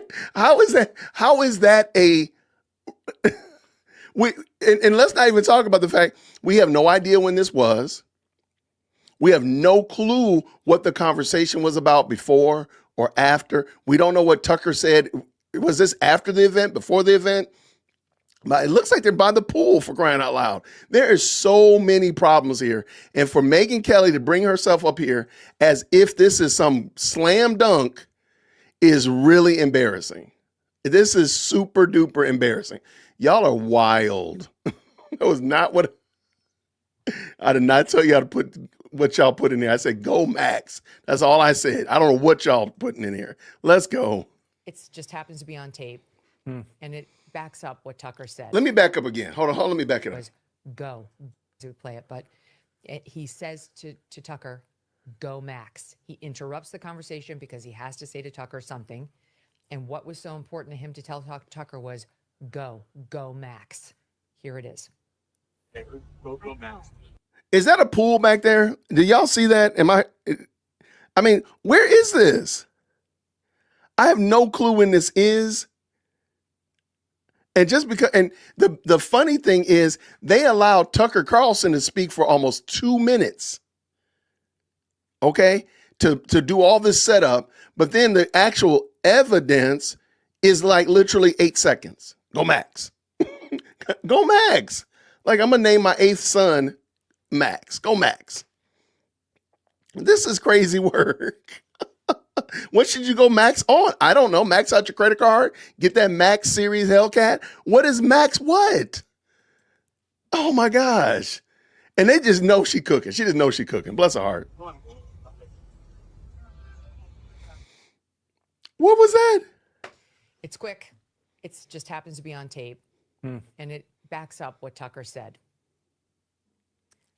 Well, Charlie, we're going Max now, okay? Because Tucker told the truth. He had a conversation with Charlie about everything, and Charlie wanted him to go hard. Now Megan's adding to it. He even interrupted right before he hit the stage and said, go Max, because because Charlie was done with these donors. He was done with them. He really was. And I can tell you another story about which donor was waiting for him once Tucker got off stage and yelled at Charlie. That was a female Jewish donor. And I will be outing her later because I don't care about anything right now. Anyways, point being is we were telling the truth, and we have been facing so much peer pressure, so much nastiness for just trying to get out the true narrative about where Charlie's headspace was at before he died. And my favorite part of all of this now is watching them lose.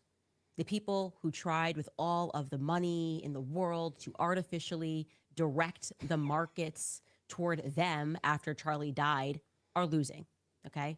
The people who sold T-shirts, who got on stage and said they were Charlie's favorite pastor, America's pastor, I'm going to take over for Charlie. People who use their connections, their wealth to get themselves almost invited to be a part of Charlie Kirk's legacy. People that didn't even support Charlie Kirk while he was alive. The people who rushed to lie about me and Charlie's relationship, as close as we were.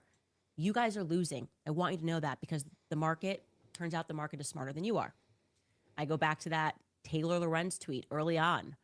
She's a hardcore lefty, yet in the immediate aftermath of Charlie's death, she said, it's wild that Candace is the only right-wing figure that I've seen posting in a way where she seems genuinely devastated to have lost Charlie as a friend. Why did she tweet retweet that? Well, I have an answer for that now, Taylor, now that I'm seeing straight, because it's becoming very clear to me that Charlie was a product to everybody else. He was not a human being. He was a product that they felt that they had manufactured. That is my honest opinion, and I am entitled to that opinion, okay?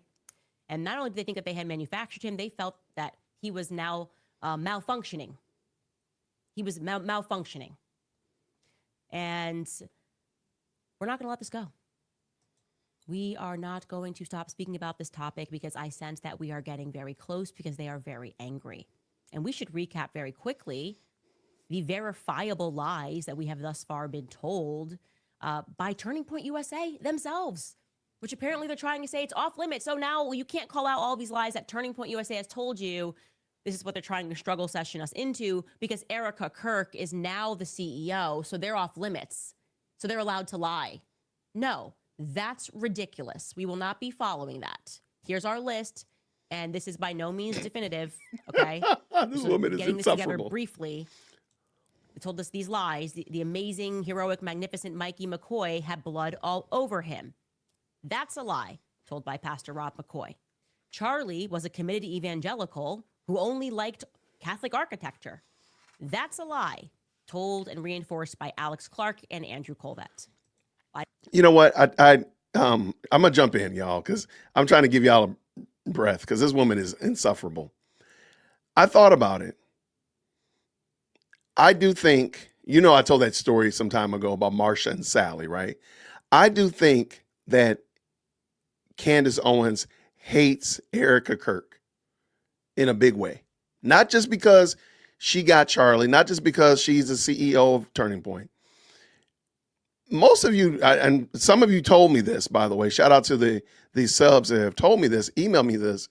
Erica Kirk runs a Bible study online that is very, very non-favorable to Catholicism.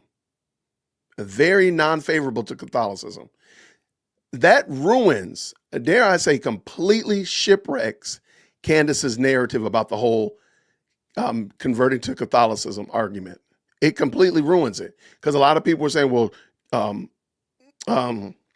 Erica was raised Catholic, so she's converting him, or Erica is Catholic and she's trying to convert him. No, there's a problem there. And so I just thought about it, and I've been kind of pondering it. I just want to get it off my chest that Candace, I really do think she hates Erica Kirk. I know that sounds crazy, but I really do think she has a deep-seated hate for this woman. Far more than just she was Charlie's wife or she got him and I wanted him, which I do think is true as well. But I think there's more to it. Let's go. Number 3 is that Charlie's neck stopped a 30-06 bullet because Charlie ate salad. He had strong bones. It was a modern day Christian miracle. That's a lie. The offender is Andrew Colvett. Another lie. Charlie never blinked in his support for Israel. Offender Josh Hammer, Bibi Netanyahu. Insert Zionist here, many Zionist, Christian Zionist influencers as well. Notice she has no evidence that these are lies. She says they're verified. That means that there's more than, like I gave you the example before, the Bible says, out of the mouth of 2 or 3 witnesses, let every word be established. There's no other witnesses. Who are the witnesses that are saying that? Have we seen the coroner's report? Have we seen the medical examiner's report on the bullet? Do we even know what is the grain of bullet that was shot? Do we have any of that information? Candace is going to look really extra silly. That turned out to be a big lie, an unnecessary lie. Lie number 5, the magnificent Mikey McCoy called his dad first. That's a lie. Rob McCoy told that lie. How do you know it? Number 6 is... Again, she wants TPUSA to break that gag order. She wants people to get so in their feelings that they jump out and they say something that is supposed to be under gag. That's what she wants. So if TPUSA is following the best live chat on the internet, shout out to you in the chat if you remember TPUSA. She wants you to fumble the ball and get in your feelings and say, no, I'm going to defend myself and mess it up. Do not, this woman is wicked and evil. Do not give into her wicked and evil ploys. Don't even give into it. Carol, the AV guy, was told to remove the cameras by police. That's not true. I have every second of his moves. That offender would be Tyler Boyer, okay? He lied. Number 7, Terrell moved the SD cards because people were stealing hats. Question mark, Andrew Colvett, what if you were scared about people stealing? Maybe remove the cameras? Very expensive cameras would be the thing that they would steal. What are they going to do with your SD card? They're going to resell that? Like, that doesn't make sense. Those are pretty cheap, right? She knows on Twitter she's getting drugged, and she's going to get drugged for this. She knows that. They are already hitching up the horses, and she knows they're going to drag her on Twitter and on X because of this. Because this is just dumb. We've already had this, and she knows that the cameras are insured. The SD cards are not. She knows that. She is well aware of that information, but she's just going to keep saying it. Number 8, Ben Shapiro and Charlie Kirk never had any bad blood between them. The offender there was Alex Clark. Ben Shapiro was on her show, and I don't know why she tried that little bit of propaganda when she knew that wasn't factually true. 9, Charlie established Doge, and that wasn't unusual. Turning Point financially audits the company every year since its inception. Lie. Doge was entirely different from the apparatus of financially auditing yourself, which is recommended and actually in some states required for a company that she's getting drugged. This particular argument about the Doge, she was getting slaughtered yesterday and today over that. That's why she's trying to expand it out and trying to explain it, because she knows that it sounds boneheaded to say that. She knows it sounds crazy. She knows that, and she knows that they do an audit every year. For them to expand the audit is not a lap too far.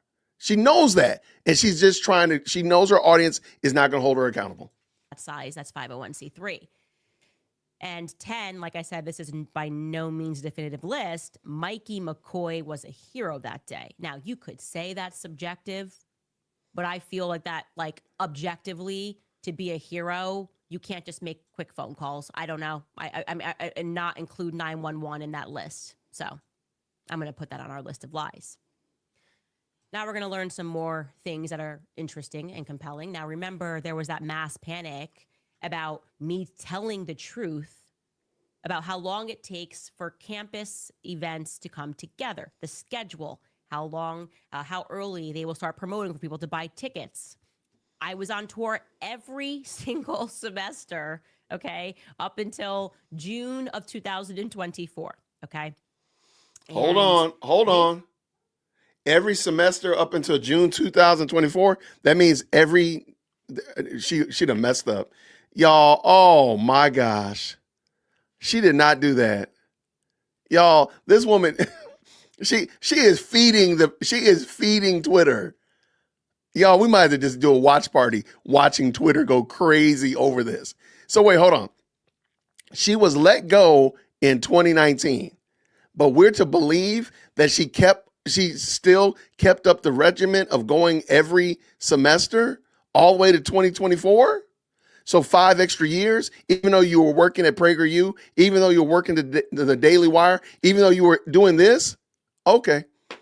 Candace cannot help but make herself look crazy. And again, show us the evidence. Show us your schedule from 2019 to 2024. Show us that schedule. Show us the video evidence.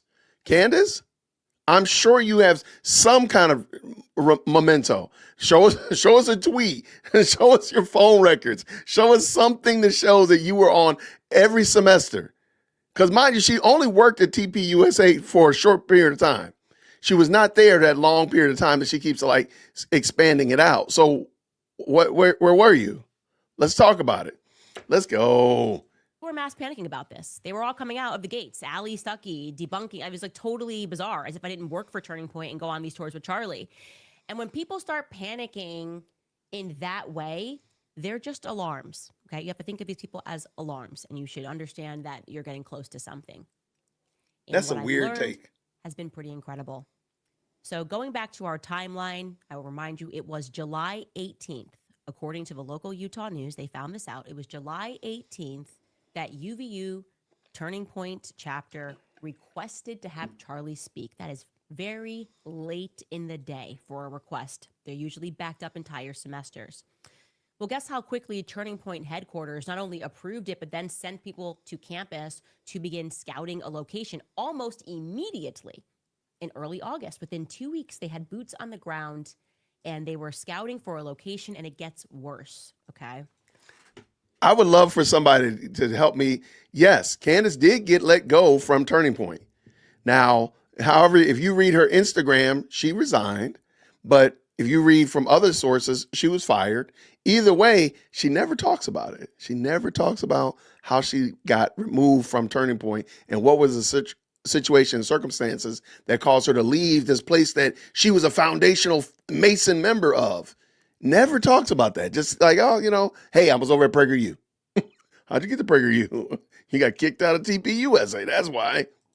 I learned that after UVU showed them multiple options inside and outside, UVU recommended to Turning Point that they not hold the event in the amphitheater because of safety reasons.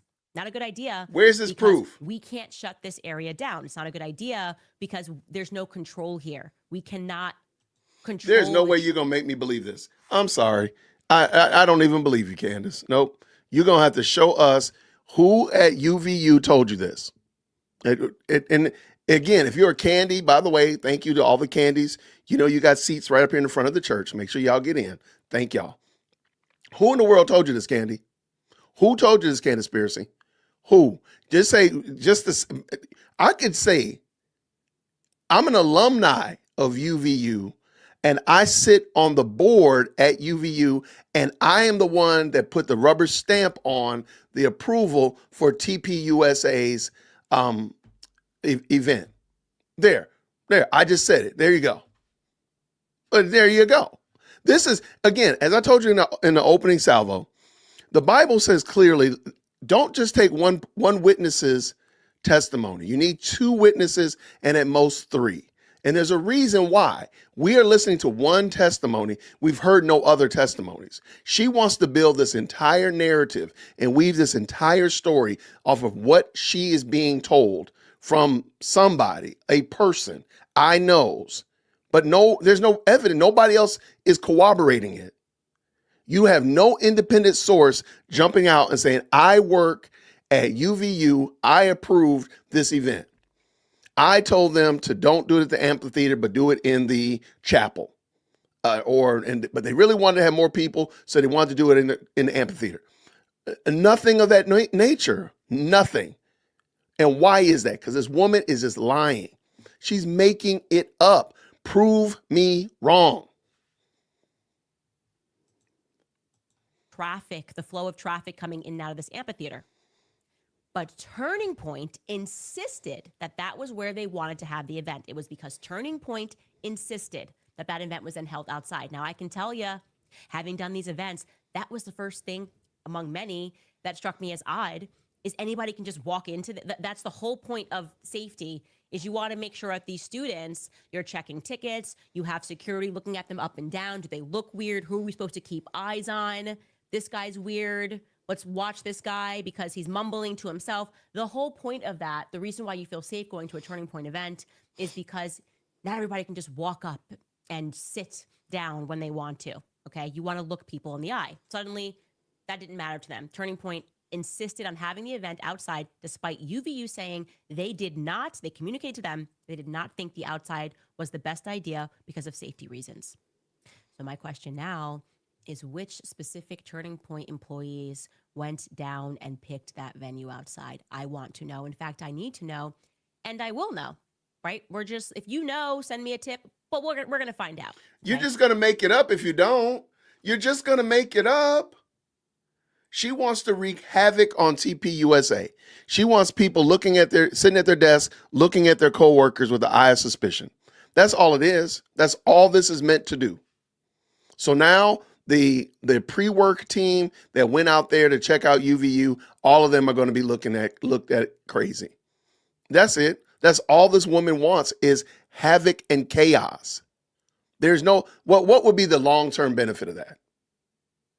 Nothing. She just wants to be, this woman is evil, wicked, and vile. My name is Jason, dearwokec@gmail.com.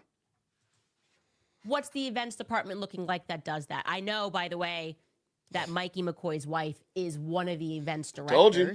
Now, I'm not saying that she does campus events because there's different departments. She might do the bigger events. But was she at all involved in planning this event? I want to know. She may not have. Now Mike McCoy's wife is catching shade.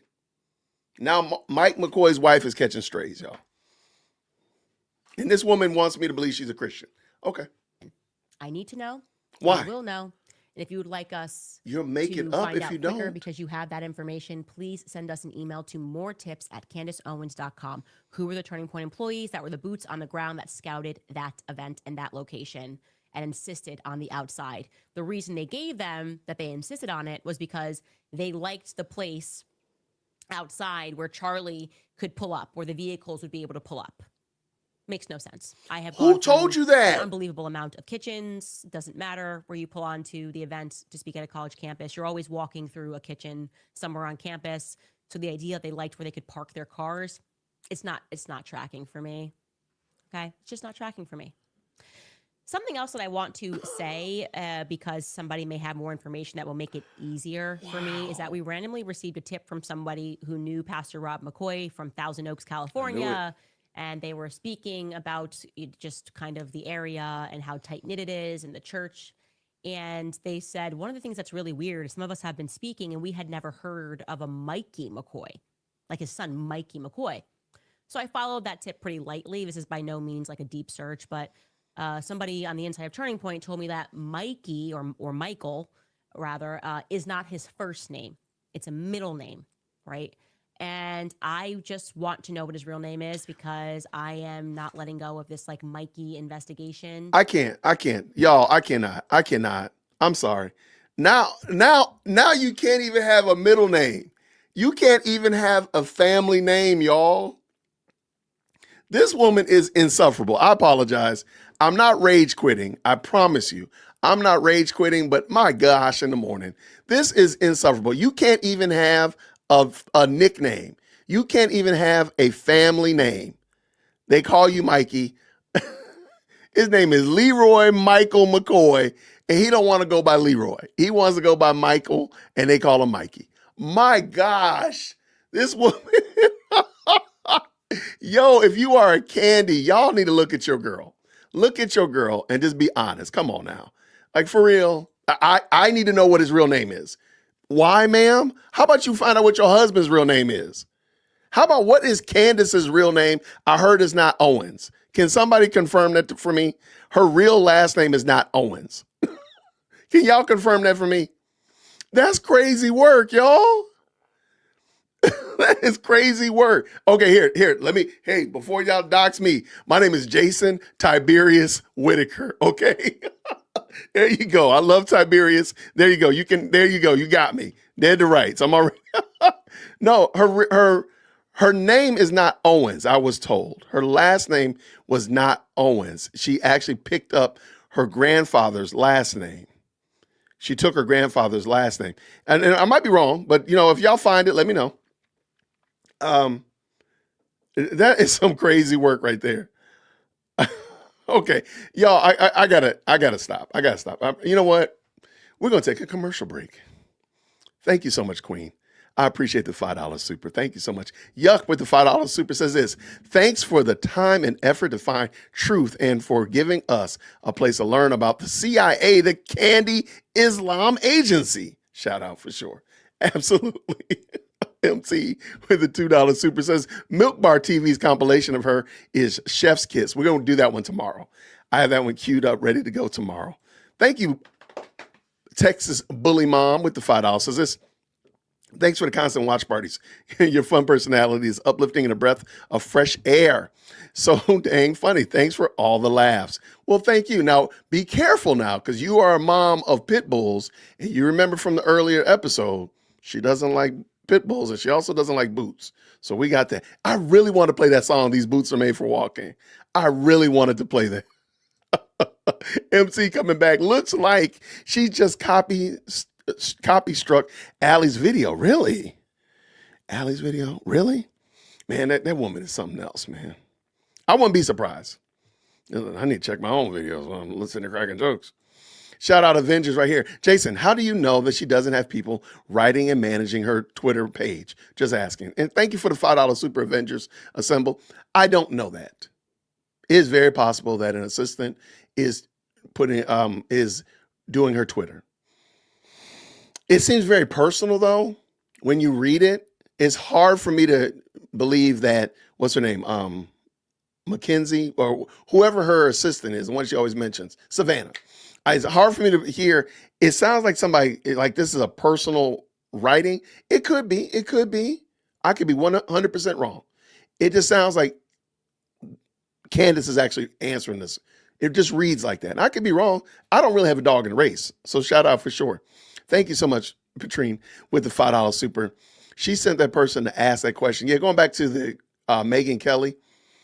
I think that's interesting because even if you go back and listen when the person, his name is Josh, asked Megyn Kelly a question, you hear people celebrating. Remember before Candace said that Josh pays people to answer or ask questions and to like make noise and cheer and stuff like that? Well, there's people that are actually cheering right there. So did he pay them as well, even when he wasn't there? That seems odd. Shout out for sure. Thank you, MC, again. One of her fans said they shut down Allie. Wild.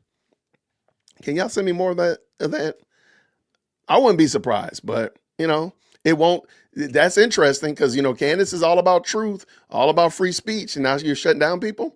Interesting. Just saying. She scares them, he thinks. Thank you so much for the $2 super right there. Astra Kingdoms. Thank you so much for that. I appreciate it. What does Amethyst Angel say here with the 5? Like, share, and subscribe. We all, and with the notifications and bells, and continue the chat. Jason, I think I can speak for us all. We love you. Well, thank you so much. Hey, look, I'm glad that y'all are enjoying this. This is just a fun part of my day, to say the least. And back around, thank you so much for the V60 with the $5 super. Says I haven't checked on it yet, but something with the sponsors, they all have some that are the same. Oh, you're talking about Tucker, Megan, and yes, I've heard that as well. So thank you so much for that. I'm gonna keep this going. Phantom up in the building with the $2 says she's making Charlie a grifter. What a friend. Yeah, like she's making Charlie look either like he doesn't know the people around him. He's hiring his ops. He's not really truly dialed into his Christian faith. I mean, she's making him look really bad. I wonder why would you want to do that? I'm not saying like glaze him over if he's not a good person, but why tear down his image and make it look something crazy when you don't really have the evidence that you think you do? Ada's up in here with the $5 says this. Here's the thing. Donors have every right to pull their money. Full stop. I don't know why Candace, that seems like revelation knowledge to Candace and the Candies. That just, okay, yeah. If they don't align with what's being said, it's a donation. Please start Candy Lies list. That's a good, now that might be good. Okay. I will take those. I will take those for sure. Thank you so much, Amethyst, with the $2 super. Says Jason, please insert Gino Jennings clip. Use a liar. You know what? I'm gonna find that. I'll find that one. Not a big fan of Gino Jennings, but I will find that. I am a fan of Captain Jack's with the $20 super. And you can be the stream sponsor, by the way. If you notice, Candace has never said anything about liking or loving. I think you mean Erica, just Charlie. And when did everyone who disagrees with Candy become a Zionist? Because that's all she has. She's a one-trick pony. That's all she has is to make the salacious claims that they're Zionists, as if believing that Israel has a right to exist is a bad thing. Like, okay, fine. But you know what, Candace? I wonder if Candace is a Memphis, Tennessee Zionist. How about that? How about the people in Memphis? Do they have the right to exist, Candace? How about that? Do you ever care about the people in your own town? You losing all this sleep and all this weight, worrying about what's going on 9 time zones away, Candace. But I never hear you talk about what's going on in Tennessee where you live. Tennessee's got a lot of problems. It just seems like you would maybe possibly be interested in that. I digress. What's up, Amethyst? Incoming class action will have more names on it than signatures in the Declaration of Independence. I say it comes just before the trial. What say you? You talking about class action against Candace? I can totally see that. I absolutely can see that. And I would absolutely sign it. Thank you so much for that. And Lila Rose, our Lila Rose in Canada with a $13.99 per chat GPT. Candace did one touring point in June 2024. Also, all of Megyn Kelly's success with her Go Max video is it to show that Tucker Carlson lied. And like, I don't understand what the purpose of that video was. He made it sound like Charlie gave him this long treatise. He just said, go Max. Go Max what? Go Max tacos at Taco Bell? Like what? Phantom coming up in here with that too. How far UVU is Phoenix? How far from UVU is Phoenix? She is blaming TPUSA. I think it's interesting that we don't hear anything from TPUSA. I think all I'm thinking about is like the wrath of Khan when he says revenge is a dish best served cold. Let Candace say whatever she's going to say. And when they bring it out, it's going to be what it is. And it'll set her straight. She is a security expert now. This woman is stupid. I agree. Like, how are you this is ridiculous. And the Candies need to know this. Thank you so much, man, for that $2 again. And Kat comes in here. She's a brand new member. I don't see one scintilla of Jesus in Candy, Catholic, Baptist, or Presbyterian. Look, we Presbys don't want nothing to do with Candace. I'm telling you that right now. Shout out to Captain Jax coming in with another 10. Charlie loved having his events outside. His security wouldn't have had access to rooftops in certain areas because they are not the real popo. Just saying, I was a real popo. Shout out to you, Captain Jax. I appreciate it. It seems like, again, Candace finds these little small details that she doesn't know about, using the example of the 100 puzzle pieces.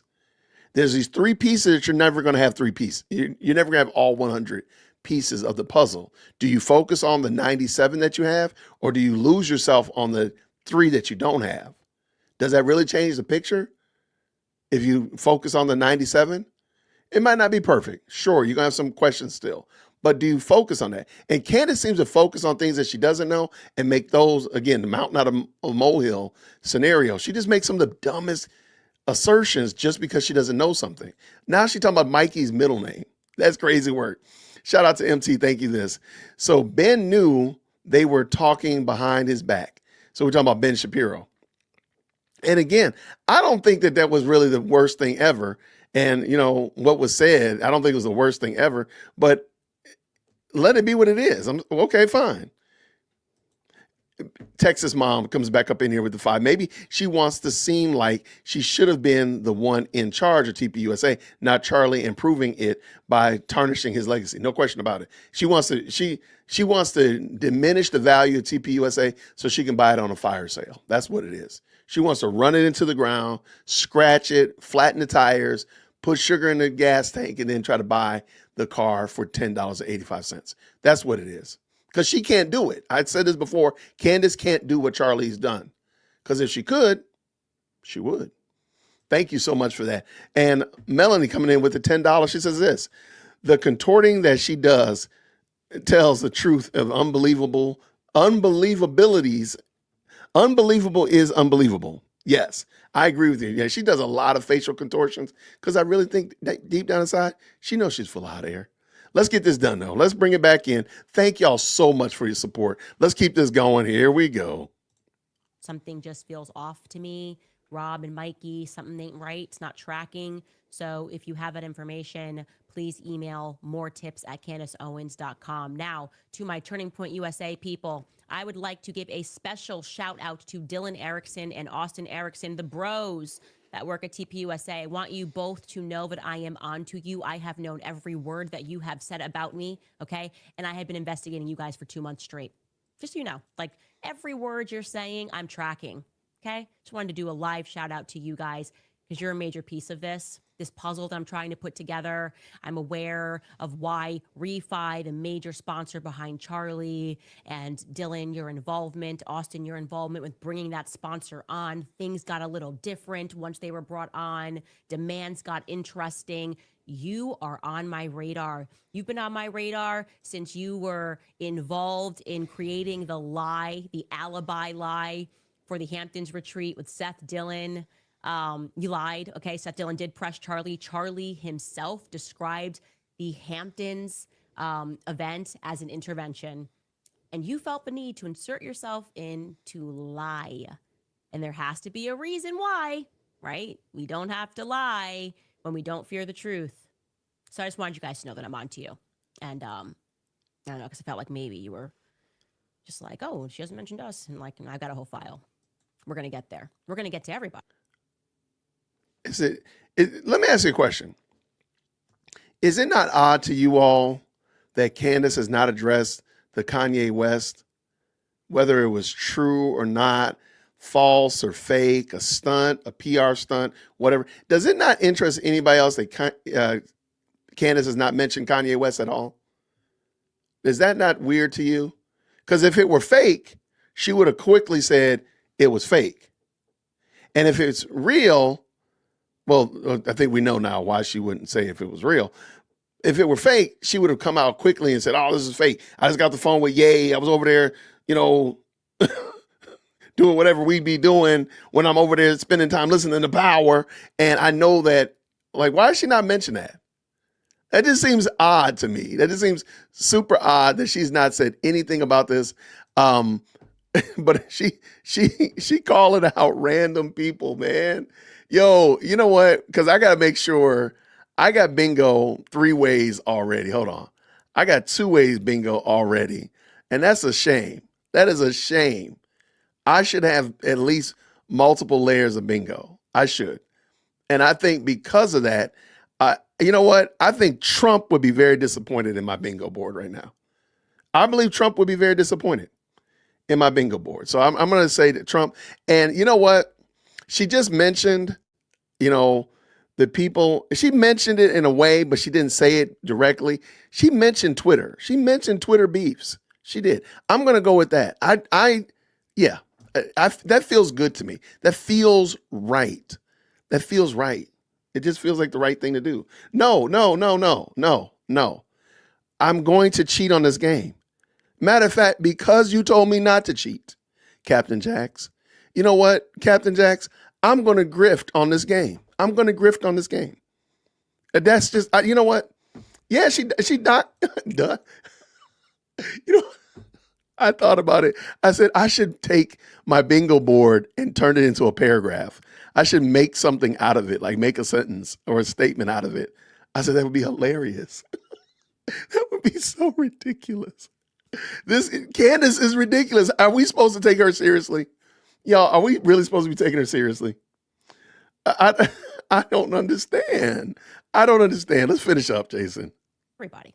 We're going to get to everybody. Everybody. Anyway, to the Turning Point employees, also, I want you to be aware and very careful, because I know a lot of you guys are leaking to different people. Be careful leaking emails, okay? You can leak the content of the emails, but do not leak the actual emails themselves, because we've had some tech people alert us that they're running something through softwares, and it looks like Turning Point has implemented a software to track your email verbiage. Essentially, they can make it so like everybody's email, one word is different. So if that email ever hits the public, the actual picture of the email, they will know exactly which employee it came from. Mm-hmm. So leak the information, do not leak the actual email, or if you do leak the email, tell the people not to share the email, okay? Or I wish they put the same energy behind finding out who killed Charlie Kirk. Or don't be duplicitous. Don't be sharing his foolishness with Candace. I really, truth be told, y'all, I don't think she's really getting as much intel as she wants to project. She's projecting a form of success. It's I don't remember what fallacy it is. It's a fallacy that, I'm rich, so therefore you can trust me to it's almost like the false idea that fake it till you make it type of effect. I don't think she's getting as much input as she says she is, because she never shows it. It's always just word salad. It's always just talk. And I really hope to God these people sue the brakes off of her. What is it called? Appeal to authority. There we go. There's appeal to authority. Yes, like, and there's another one too, but again, it's just like this idea that I've arrived, so therefore y'all can trust me with more.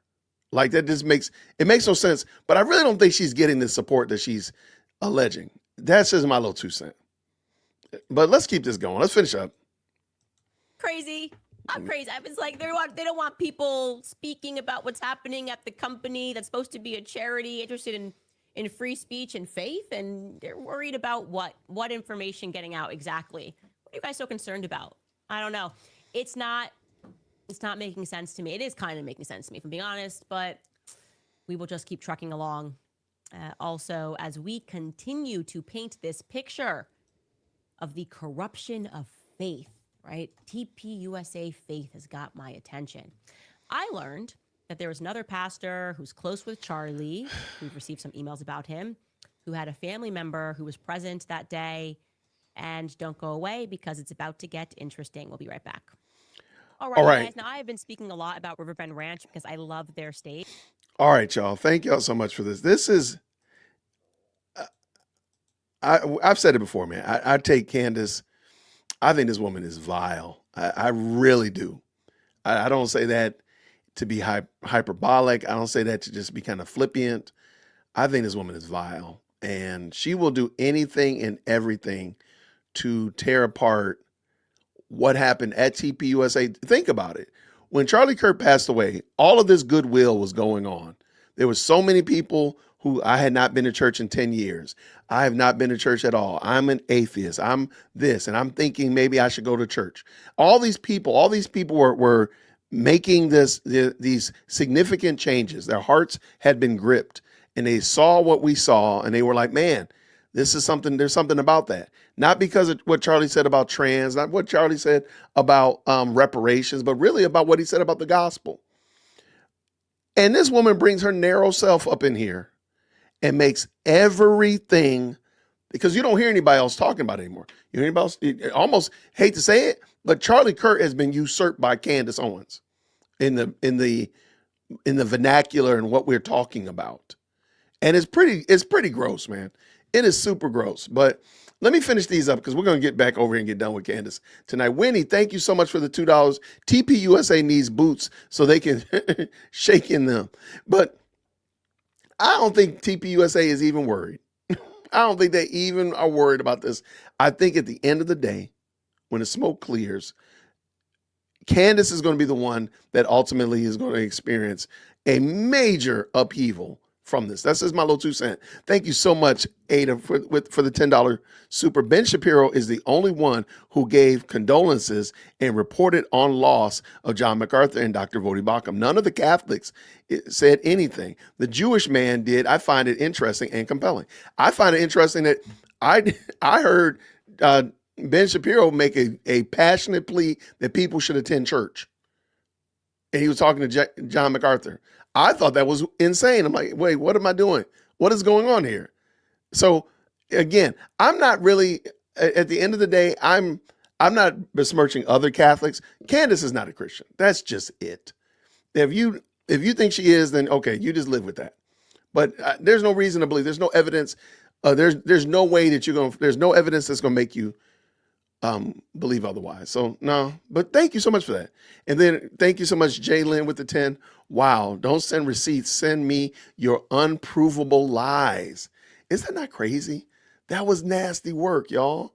That was some insane stuff, but she going to keep doing it. And the candy's going to keep biting in until it rots their brains. All right. We're almost done, I think. Let's go. To follow up with you guys on something that we left open-ended. I'm also going to put together a list of things that are open-ended. It may appear open-ended, but I'm tracking down everything on the side. I am very organized in the background here.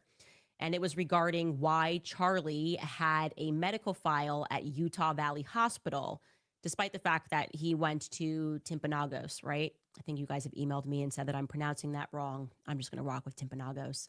Now, we had wondered if perhaps the two hospitals shared information, because that's a plausibility if you're using the same tech or maybe you're within the same healthcare system. We can now confirm that those two hospitals do not.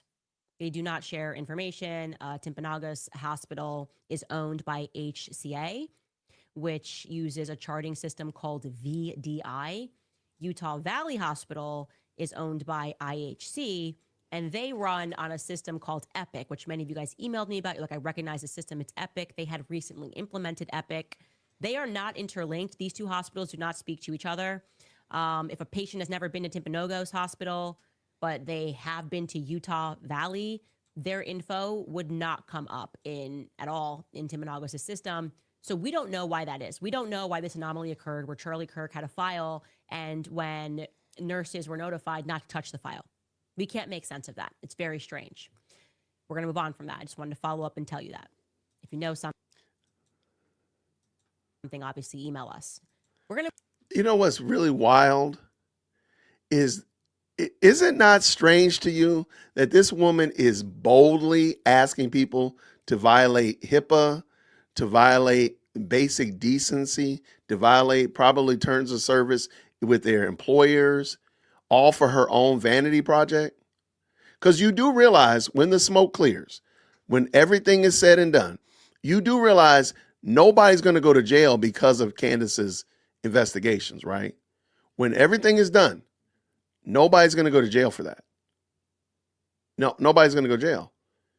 It's not, I mean, this is not an official investigation. This is Candace's vanity project. Does that not trip you up? Like, man, she is really going hard in the paint and nothing is going to happen from this, except Tyler Robinson is going to probably get off because of all this shade and all this confusion that you've thrown into the mix. But really, nothing else is going to happen. Tyler Robinson gets off and they got to go back to zero. Or it becomes this long-running who did it scenario that lasts decades. It's crazy work, man. And remember, she cares about Charlie. All right, let's get done.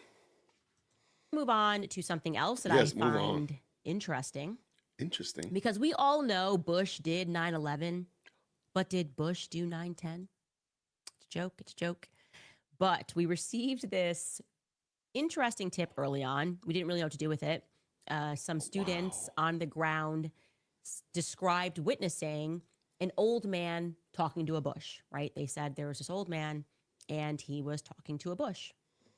Weird. We thought, okay, that's weird. It's weird, first and foremost, that there were so many old people in attendance at this event, full stop. Older people were all the ones who happened to be speaking to the news. I was like, are there any young college kids available at UVU that attended this event that could have spoken to the news? Apparently not. But like I said, not much we can do with that information. So we just kind of stored it in the back. And then our source was able to track down a video of the alleged old man that they were saying during like setup before Charlie had arrived, was talking to a bush. Now, I'm going to show you the video they sent. We absolutely cannot definitively confirm from this video that he is speaking to a bush, but we can at very least confirm that he's near the bush and he's alone, okay? And here is that video, and I'm going to tell you why that tip suddenly became interesting to me. Okay, we're going to show it to you quickly, and then we're going to slow it down and circle down. There he is. There's the bush we're referring to. There we go. Okay, so that's the video that we received, and it is interesting because it turned out that that old man is the brother of Pastor Jack Hibbs. We've been speaking about... Y'all... Come on. Hold on. Man, this woman is going to drag everybody who's ever been a pastor in the, if you've been a West Coast pastor or out West, you just know you're in trouble. Candace is going to try to drag you into this. How did Jack Hibbs enter the chat, y'all? How are we watching this?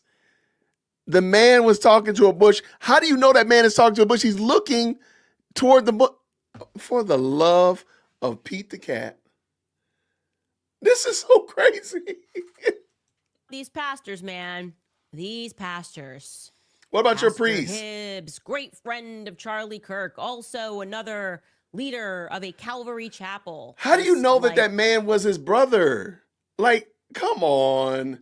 This is... Look, we throwing a flag on the play, man. We you know what? We got to get some flags on the play, y'all. This is... We need adult supervision in the chat for sure. This is craziness. Flag on each and every one of y'all. Can we please, Candace, like, let's not impugn everybody in Utah, okay? There are some good people in Utah, okay? Like let's not make everybody a suspect. You done talked about the doggone hospital records, which you should not have access to. You done talked about this man allegedly talking to a bush just because. I bet you somebody's punking you. There's probably some frat boys sitting around watching this, having a knee slapper because they're like, she actually believed that. We sent her a video of this guy looking at the bush, and we said he was talking to the bush, and he's related to Jack Hibbs. This is craziness. Our boy McCoy, Pastor McCoy, Calvary Chapel churches. Why is he not a California. pastor? Well, yeah, Pastor Jack Hibbs leads one. Butch Hibbs is also his brother, who's involved in a Calvary Chapel church in Utah. And later, what's interesting is he's behind Charlie when he gets out of the car. Like, Charlie comes out of his car, arrives for the event. He's with the amazing Mikey McCoy. And you can see that quote unquote crazy old man, as described by us, is actually he's here with Charlie. And Frank Turek confirms that pastor, that Butch Hibbs is Pastor Jack Hibbs's brother. Take a listen. Okay. So we get there, we pray, we get out of the car. There's a whole bunch of TPUSA leaders there that want to pose for pictures. Charlie graciously poses for pictures. He posed for a picture with me, and we'll show this picture here. This is me, Charlie, and in the middle is Butch Hibbs. That's the brother of Jack Hibbs, Pastor Jack Hibbs. And he came to the event, wanted to meet us both, so we took a picture. This picture was taken. I bet you if Candace were in a picture, and some old grandma wanted to meet with her, she would not see anything weird about that. Why is it weird that the man is actually there? Now, if you try and tell me he was talking, you still haven't convinced me he was talking to a bush. All I see is him looking that way. How do you know he's talking to the bush? That's insane. But you just want to say, because I think what she's trying to do is trying to cast this specter of doubt about this man's, like something's wrong with him because he was talking to the trees or talking to the bush, like the Lorax, right? So she's got to, really muddy that water before she introduces him. He's probably just a normal dude. Now she done put him out there, and people are going to be looking in on Butch Hibbs for what? Maybe 20 minutes before the assassin struck. Now, what's compelling is really that just like every other one of these New Age turning point pastors, Hibbs are from a military family, okay? This chick. Butch Sr. was in the Navy. What he did in the Navy is unclear, but I'm interested. I'm just really interested.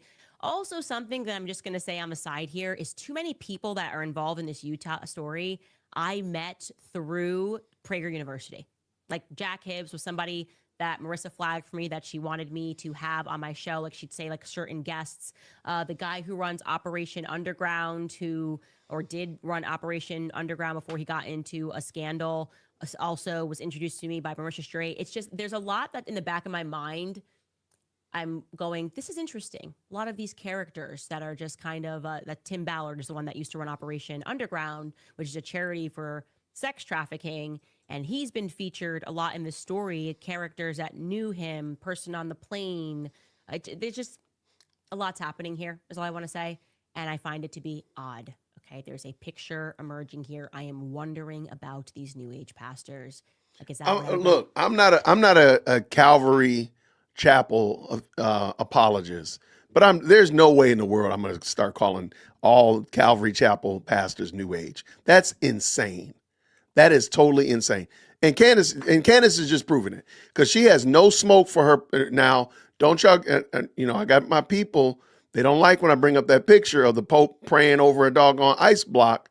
Now, apparently, but that's okay. See, she okay with that, but she has all this smoke for pastors. That's just ridiculous. I'm not gonna pull that up because I can't find it, but I will find it eventually. Like she got all that smoke for pastors, and now they're New Age pastors according to her, but she ain't got nothing to say about this. Sorry about that. She ain't got nothing to say about this malarkey right here, but because this ain't New Age, right? That's not New Age. Oh, okay. But you good with this, right, Candace? This is ridiculous, man. Yeah, y'all pray for Candace because Candace is a mess. All right, we're going to bring this in. Let's get it done. Let's go, Jace. I'm tired of her. Does and they leave the military, they start a church, or are we looking at an operation? That's the question that I have. Wow. And yeah, I would, if you are a part of Calvary Chapel anywhere, I would just wonder if your pastor just came from the military. And if he's from a high-ranking military family. Did the military execute an operation, a psychological operation on the American people to get us to support Christian Zionism after World War II? Kind of the question that I think is hanging in the air right now. After perhaps also the assassination of JFK. Like when he talked about the military-industrial complex, like how industrial did this concept? How did World War II and JFK enter the chat? Who let them in? Did you let them in? Did you let them in, Sin? Who Bully? Did you let JFK and World War II into the chat? Who let them into the chat? Who let them into the most electrifying live chat on the internet? This is ridiculous. Y'all, I think we're watching probably one of the craziest shows we've ever watched. And we've watched some crazy shows. This is crazy work. How did this complex get? Is it an industry of churches? That's what I'm thinking. That's what it's looking like to me. And tomorrow we're going to get into the characters involved in TPUSA Faith and this random strand of sex scandal, sex and trafficking and weapons scandal that keeps happening. That's some gossip. Oh, that's some gossip. Look into Turning Point Faith because, oh, you're not allowed. It's untouchable all of a sudden because Erica's at the helm of it. No, if there's corruption anywhere, you have a right to attack it. Whoa. Especially if it comes in the name of the Lord. I will say that. Whoa, hold on. Wait, the standard is, hold on, we might have to run that back, y'all. Y'all have to clip that one. If there's corruption anywhere, you have the right to call it out, even if it's in the name of the Lord. So we can call out the Catholic Church. Okay, there we go. There we go. It's a wrap. She according to Candace, because she's a standard bearer, if there's any corruption anywhere, you can call it out, especially if it's in the name of the Lord. So bringing up my guy right here, I can talk about this. I can talk about this. In him absolving the ice block of his sin of hitting the Titanic. I can talk about this because he did this in the name of the Lord. Following her logic. Yeah, this is some wild work, y'all. This woman is insufferable. Wait, what did you say? Shout out. You know what, man? Shout out to the best live chat on the internet. Y'all, thank you so much. Okay, what do we have here? Thank you, Kenyon from Cali with the $5. At this point, I blame Charlie for staying in touch with her. You know what? I'm kind of with that. He kept a snake way too close to him. God rest his soul. He lacked discernment with her. You know what? I can't even argue with you. I can't even disagree. To me, I do think that there's some key fault areas, and I think his ecumenicalism, trying to keep Tucker around and such like that, I do think that you're probably right, Kenya. Shout out. Thank you so much. All the way from Cali. What's a Avenger saved the $2? Is Candace ashamed of the gospel? Does Candace know the gospel? Does she know it? No. The ask is still out there. Show me a video of Candace giving the gospel. Texas Bully Mom coming up in here with 5 says this. I have an American bulldog named Cap. He's upset you misbred him. Oh, I'm so sorry. Please, Cap, don't be mad at me, Cap. I apologize. Just kidding. So we're in the clear. Okay, shout out to Cap. Keep it right, Cap. Keep me honest. With the $5 super comes Ada right here. Refer to Mike Knowles or Matt Walsh as well as MK, Megan Kelly. When I say Catholic, Candace is Candace Lithic. I love it. Candace is interesting. Hey, I didn't know that Megan Kelly was still married and still trying to get her first marriage annulled, and now she's already been married to somebody else. That's some crazy work. That is some crazy work. Megan Kelly got a lot of stuff going on. Shout out to V60 with the $5. Did she pay Robbins and she is trying to make sure he didn't get accused. Just saying. I mean, at this point in the game, can we say that Candace is not suspect? Can we honestly say that with veracity? How do we know that Candace is not involved in some way, shape, or form in what happened? Because she's making a lot of hay, telling everybody to look other places. Maybe we should be looking at her. Just wondering. Shout out Vanessa with the $2, says she cares about Charlie like I care about a spider.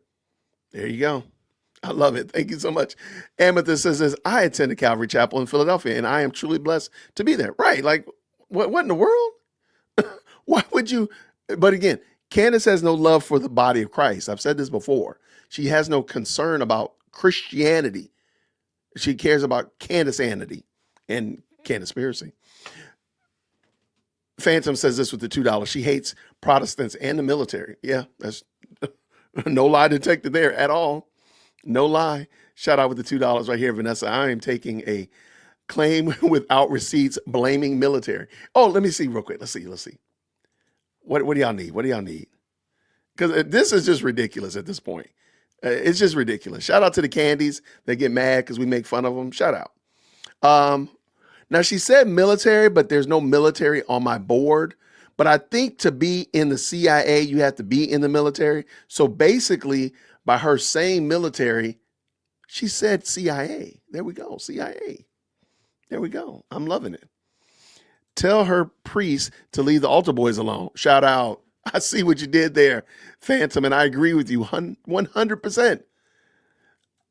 Melanie says this with the $10. No, Candace, you are odd. Do you know how many people go through the military? It seems like that's crazy work. Like, how many people have been in the military and every one of them is some kind of military operative, some secret? That's just dumb. Wasn't her father-in-law part of the military? That's just crazy work. Captain Jax, I have never sent money to a podcaster, but I love your show. I hope everyone will do the same. May God bless you and your family. One last thing. Where do you find the green hearts? Oh, we got to get you the green hearts. All right. You know what? Okay, I have them already saved on my computer, so I just drop them like this. However, if you there is a site, if you don't have them on your, like if you're on your phone or something like that, there's a site called Get Emoji. Is it Get Emoji? Yeah. And you can get all of the emojis that people use. So here's called Get Emoji. Then you can getemoji.com. I'm going to put it in the chat.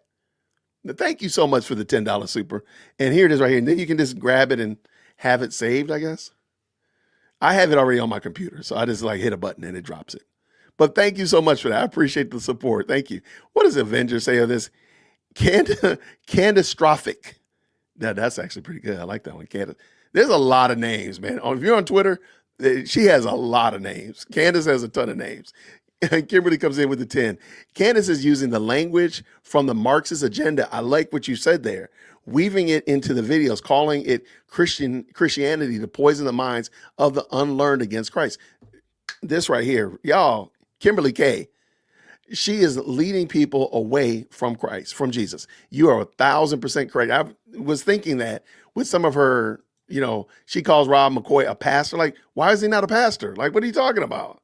He's a pastor. Whether I like him or not is beside the point. He's a pastor. Like, that's some nasty work. So shout out, Kim. I agree. I love that. I love how you said that. Let's get done with this video though, Jason, because it's making me tired. She making me sleepy, Jason. All right, let's go. We almost done.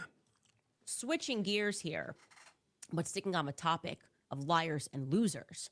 Kash Patel, he has to step down. There's no other option here. In case you missed it, Kash Patel, the director of the FBI who represents America on the world stage, right? We are already not being taken very seriously, but Kash Patel is catalyzing that dissent, okay? He is catalyzing that descent into absolute mockery. He tweeted, I told you about that a couple of weeks ago, leave my girlfriend alone, and then we see you guys, and like, she's my life partner. Like, you left your wife, you've been with this girl for like a year and a half. Calm down, okay? Just calm down. Like a teenager in love. Hold on. Wait.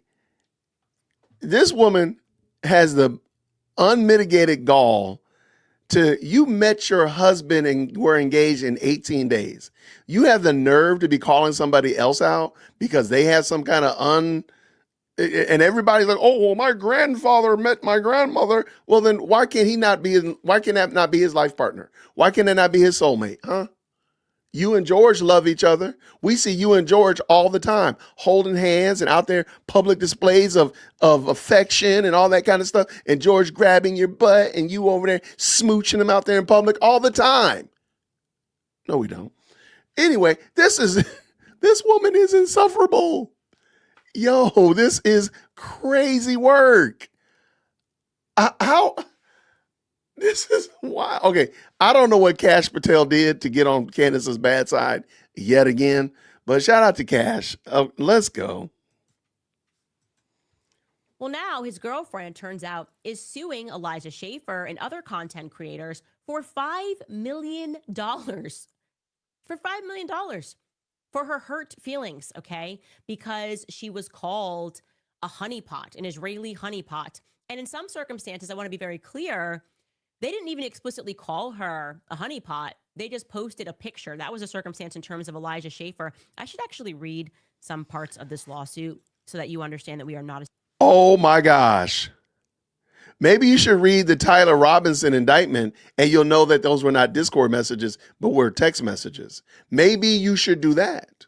Maybe you should read the terms of event, the timeline of events, so you understand exactly what happened, Candace. Maybe that's what you should do.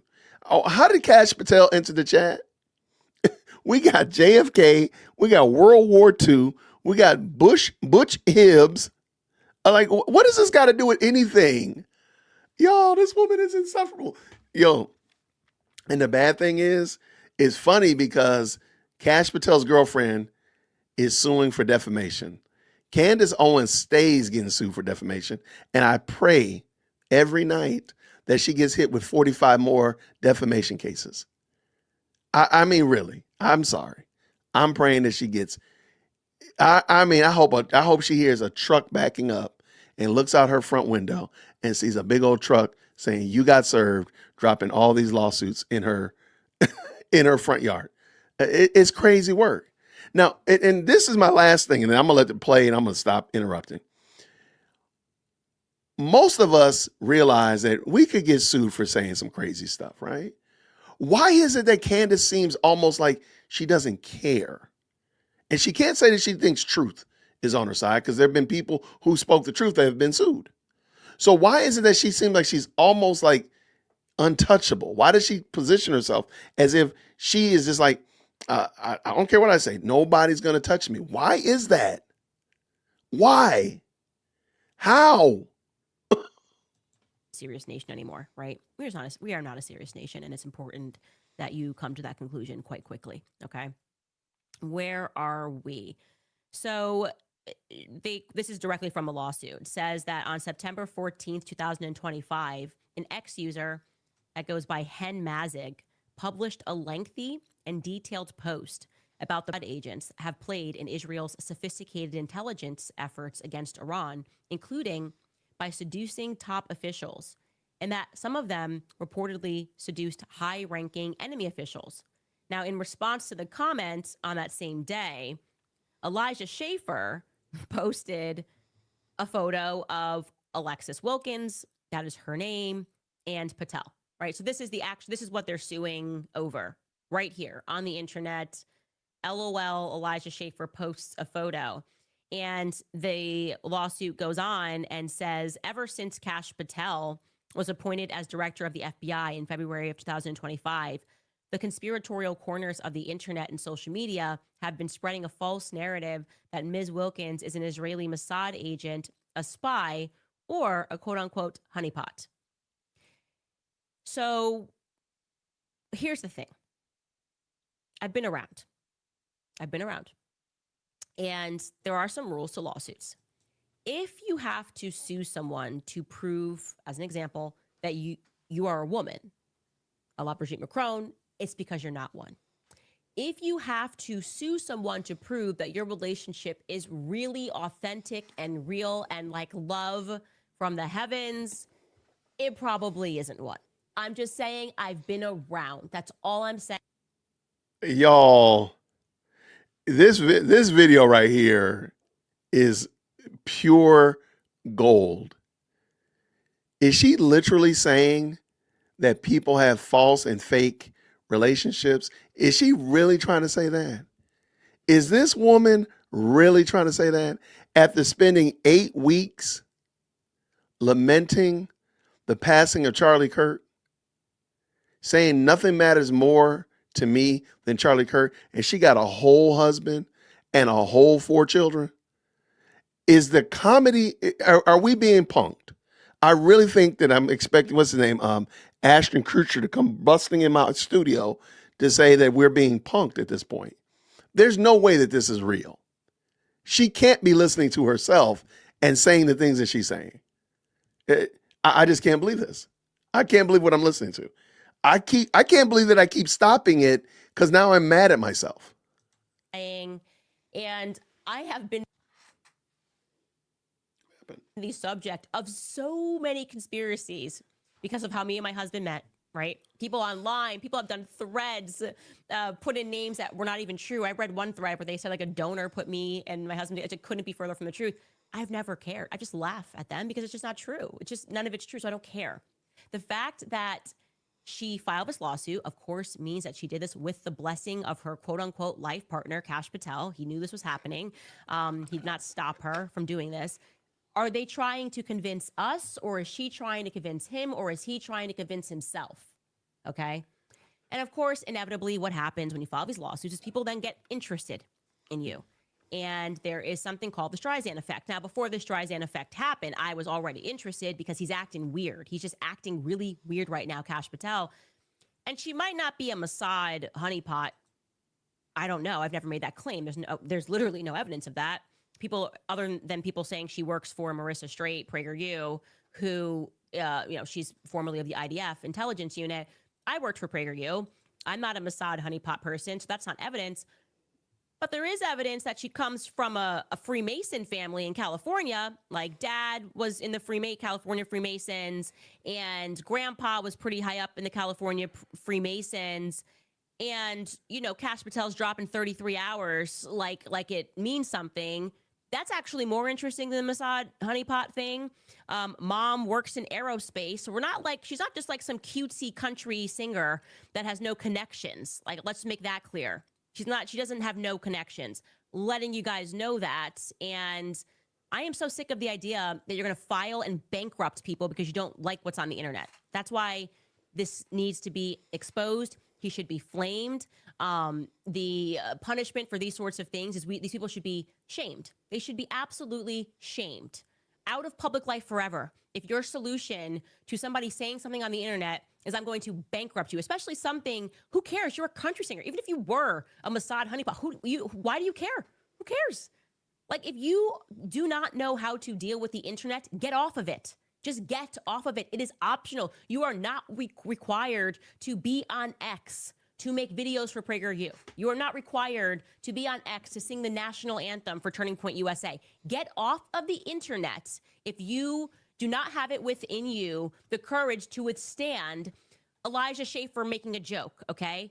All of these people have said things about me. I have been mocked for everything from the color of my skin to who I work for to, you name it. There's a joke out there that's said about me, okay?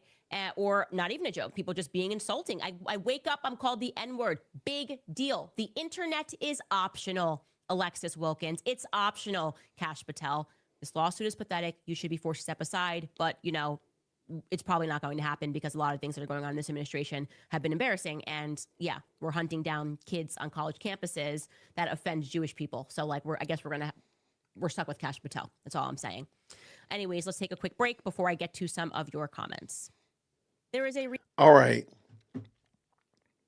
So Kash Patel should step down because his girlfriend filed a lawsuit. Make that make sense. At this point in the game, it's wild. Like, what does that got to do with anything?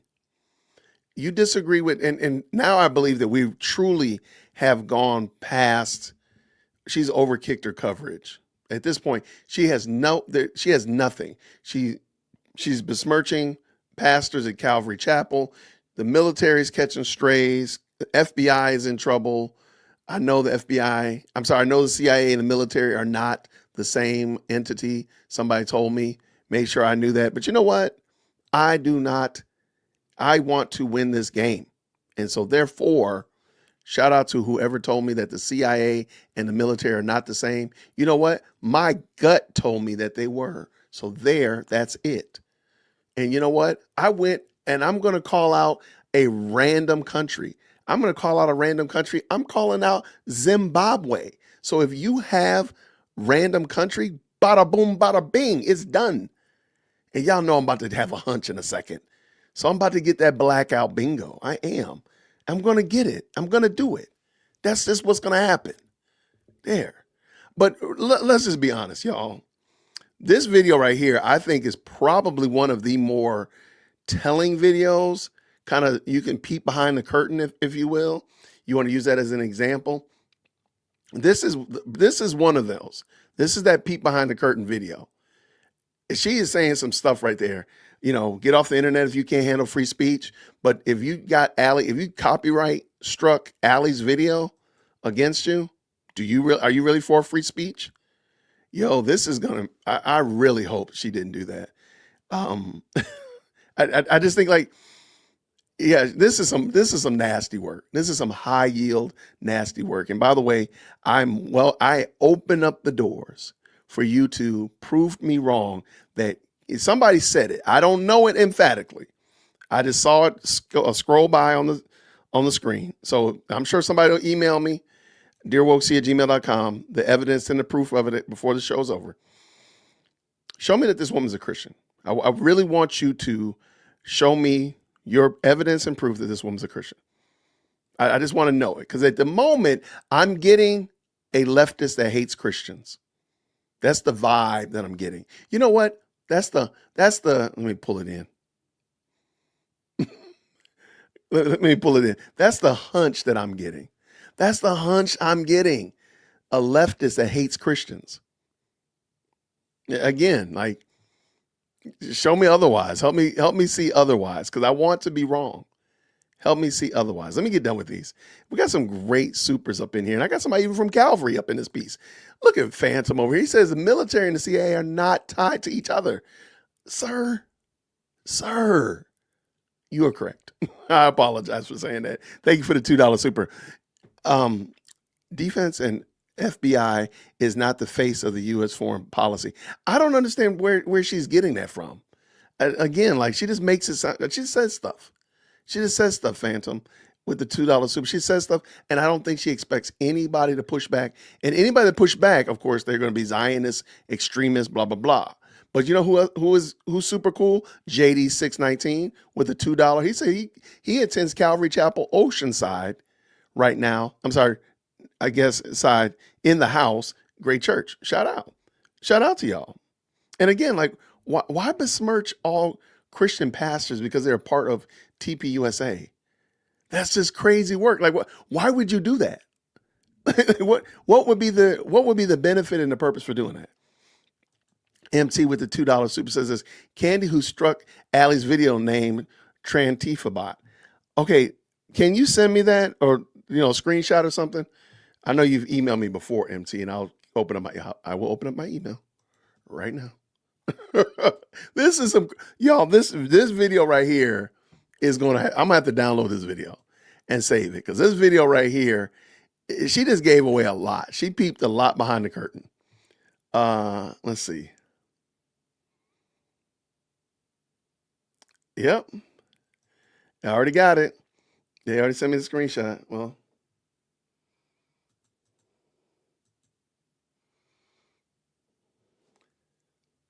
oh, okay. It's one of Candace's supporters. Here, let me pull this in real quick. Make sure it doesn't have any. Okay. All right. So shout out. Thank y'all so much for that. So here it is right here. It's on her channel. And the person said, Trantifabot said, I just struck down Allie Beth Stuckey's show, her whole show. I wonder what that means. 'Cause I'm looking, like, you can't just, even YouTube and Twitter don't give you that kind of power. I mean, because otherwise, I mean, they would be wreaking havoc if they had that kind of power. They can just, there's a little bit more coordination needed than that. But yeah, let me get done with it. Thank you so much. Cindy says this, did Candace Owens say Cash left his wife? Cash never has been married. Far as anyone knows, he's been dating country singer Alexis Wilkins for a couple of years now. I don't know. But see, that's the thing. Like Candace will just say that. Nobody will push back. You, Cindy, thank you so much, Cindy Lou Who. I see what you did there. I like that. With the $5 super. You'll actually ask that question. The Candaspiracy, the Candies will not ask that question. I don't know much about Cash Patel like that, but I didn't know if he had been married or not. But Candy will just say that. Shout out to Amethyst. Thank you with the 5. Can you do our homework and create the list of suits against her? Please, Teacher Whitaker. Okay, now if you follow the Candyland, let me pull it up real quick. All right, here is there's a QR code for the Candyland files. I have all of the lawsuits that are associated with Candace right now, from the landlord case, her case against, of course, what's going on with Tyler Robinson, the Macron case, all those cases like that. I have them situated there. And of course, I have all other content creators that have been keeping up with it as well. So if you want to follow the Candyland files, that's where it is right there. So your homework is already done for you, my love bug. Thank you so much. $2 for MT. Because she learned how to defame covertly. That's so true. Oh, that's so true. She blocked the man who accused George of SA. Ooh, that's something interesting. Yeah, the truth has come to light. Thank you so much, MT. This is coming from the social autopsy lady. Right. Like the fact that she had a website that doxed people should cause everybody to be like, wait, hold on, what? What? Thank you, Phantom. Candace is stupid. If she was truly Mossad, Cash Patel would be completely compromised. Cash should sue. The rumor hampers his work. I agree 100%. And thank you so much for the $5 super. I don't think she cares. That's what my question is. How does she move so recklessly, knowing that she could be sued for any of this stuff? Why does she move like this? Maybe she is the opposition, and she can just, maybe she's the confidential informant, and she can just do whatever she wants to do because she knows that she's undercover. That's all I can conclude. It's muted. Until I saw this, because it is the undoing of everything. It's like we've just been veils, and we just had not realized that we're now piercing through, and we're realizing that these monsters rule over us. Also, I see somebody in the live chat on YouTube wrote, it looks like Mikey McCoy went to Oaks Christian in Thousand Oaks. That is correct. And the part that you're missing is that Rob McCoy ran that school. He ran Little Oaks. It's like a boarding school, Little Oaks. I found that out. I guess Rob McCoy, he's actually even more amazing. He's had so many hats. Calvary Chapel outright purchased, for whatever reason, the Christian Academy in 2009, I believe it was. I saw an article about it because the teachers were suing Rob because he fired them. And then Rob was suing them saying, well, I fired you because you weren't Christian enough and you didn't come to church on Sundays. It was this whole thing. And he filed in federal court, and the lawsuit didn't go through. I mean, he didn't win the lawsuit. I don't know who won the lawsuit. I didn't really get that far into it. But why are you even in it? It doesn't matter that I didn't get too far into it. Why in the world are you in it at all? Sure, it's an interesting story, but I bet you won't spend the same amount of energy, Candace, looking into the Catholic Church that you're a part of. That's all I'm saying. They got schools. They fire people. They got scandals. They got the whole kabang. So why are you not looking in your own church? That's all I'm saying. I'm a Presbyterian. I talk about what we do, Presbyterian problems. I'm a deacon. I talk about it. I talk about problems that we got with my diaconate. What about you, Candy? I'm interested in his interest in this Christian school. Anyway, and like I said, I want to know who went to school with Mikey. And now it's who went to school with the boy. Brothers. Now who went to school with the boy? What's that got to do with Charlie? That's what I'm saying. Charlie has left the chat. Charlie is no longer a part of the group chat. This is all about Candace and whatever the devil she comes up with. That's how you're never going to be able to find peace as we said before, you're never going to be satisfied because she keeps finding more pieces that are missing.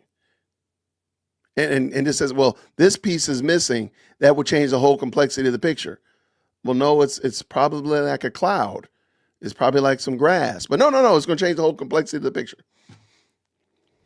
Okay, we got to get done with this. I'm sorry. Other comments, we have Angie, we need Go Max merch. Team Candace for life. Honestly, that's actually a great idea because we are going Max now. We are going Max. I love that. I love that he said Go Max. It's such a Charlie thing to say. Brittany Watson writes, the Charlie Kirk betrayal and assassination is shaping up to be the scandal of our lifetime. And you are leading the charge of investigating and question asking. The world will owe you a debt of gratitude soon and very soon. Thanks for all. I totally agree that this is the scandal of our lifetime.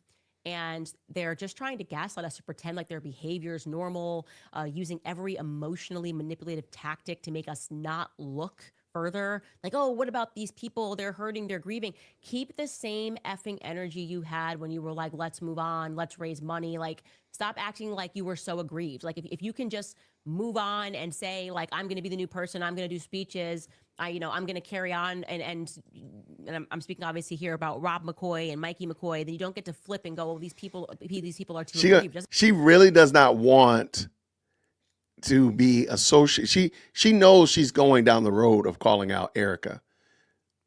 But this is gross, man. Shout out to the Candies. If you're still following this woman, that's on you. The Candaspiracy is an IQ test. She really is. It's kind of like, they're going to be taking people's driver's license away, their concealed carries. They might be putting you in quiet rooms if you say that you listen to Candace. Because, at this point in the game, this is insanity. She out here doxing the school that the man was associated with because she don't like Rob McCoy. That's crazy work. And he had the nerve, he had the audacity, the unmitigated gall to come out and say that she was wrong when in the early days of this crazy investigation. How dare he? So she's going to drag him. Crazy work. It doesn't work for me. Okay. It doesn't work for me. I feel like Taylor Lorenz, like once I came back from Wyoming, I then started paying attention to everyone's behavior. And I was like, why do I feel like I was the only one grieving? Like, what's up with the Turning Point employees? Hey. And by the way, obviously, when I say like everyone at Turning Point, I clearly do not mean every single person at Turning Point because all of these leaks are coming from people that are at Turning Point. So there are amazing people who loved Charlie, who hate the corruption that's happening right now, who sense that everything is being pushed under the rug, who have intimately let me know the things that the Erickson brothers are doing and saying and texting. And I just have a file of all of it because of people at Turning Point USA. And they don't care. They want nothing but the truth. And they know they're not getting it, which is problematic. Brittany Watson, Kamaya writes, Candace is homeschooling the internet and homeschooling my children in the morning, which has been an absolute blast. Such a great blessing to add that to my day. It puts me in a good mood every day. And Charlie always said, be a happy warrior. So I am a happy warrior. The original Pollywog writes, was that like Binya Pollywog? Look here, please. What does your opening song say? That is from a Kanye song. I hope he's bright and brave and strong. It's, I guess, hitting differently. Yeah. I was just about to say that. Okay, well, let's back up because she's about to say something about Kanye. Let's see. All right, hold on. I was just about to call your comment out, Nicole, but she beat us to it. Candace is listening to us. Binya Pollywog? Look here, please. What does your opening song say? That is from a Kanye song. I hope he's bright and brave and strong. It's, I guess, hitting differently. Yeah, it's a Kanye song, and it's a sample from, it's called Stars. The beginning of it is called Stars. Lots of comments saying,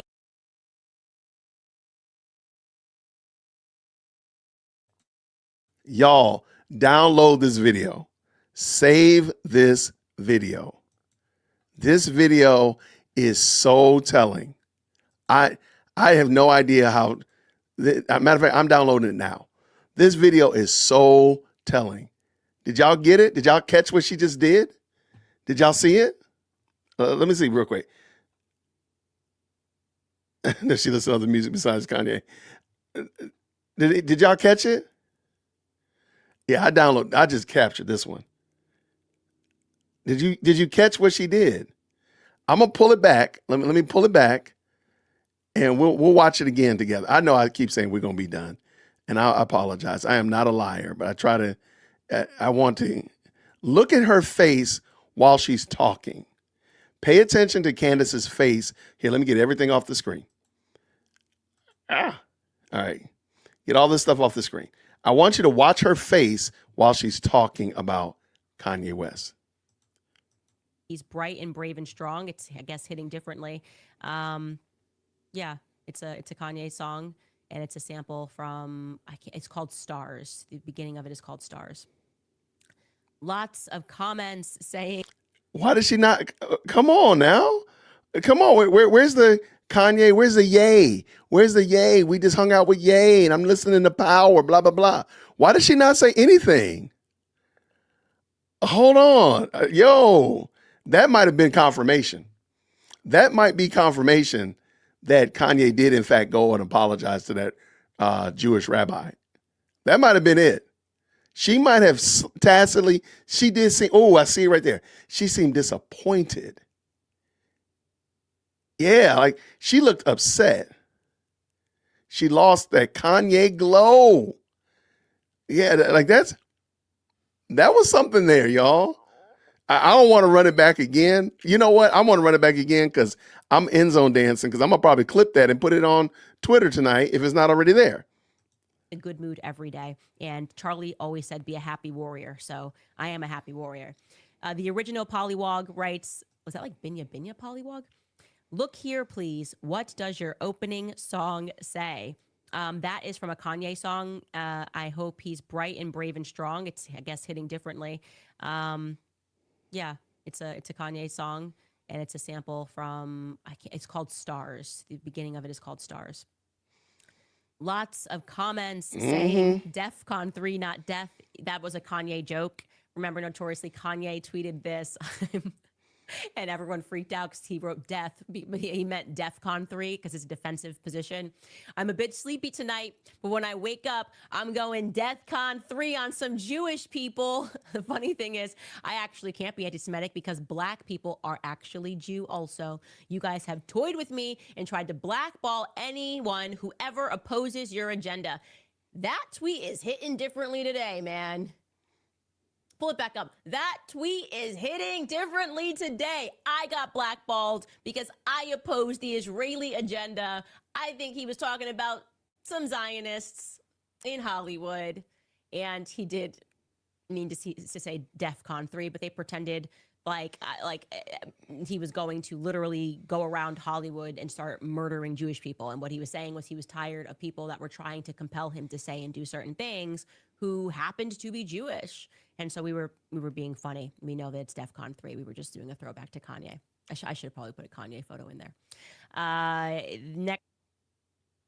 How interesting is that? Because, you know, we know Candace's move is to always bring back what you've said in the past. So she'll bring back, I don't know when that was. I didn't even pay attention to the date, the timestamp on that tweet. But, you know, her MO is to bring up something that you said, you know, 8 years ago, your third grade spelling test, your library fine from 5th grade, you know, that kind of stuff. She never brings up new stuff. I wonder why.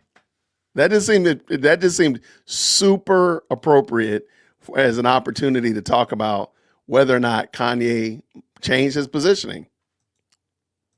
Next comment is from Stilo Akla. Writes, thank you, Candace, so much. We are praying for you. Thank you so much for that contribution.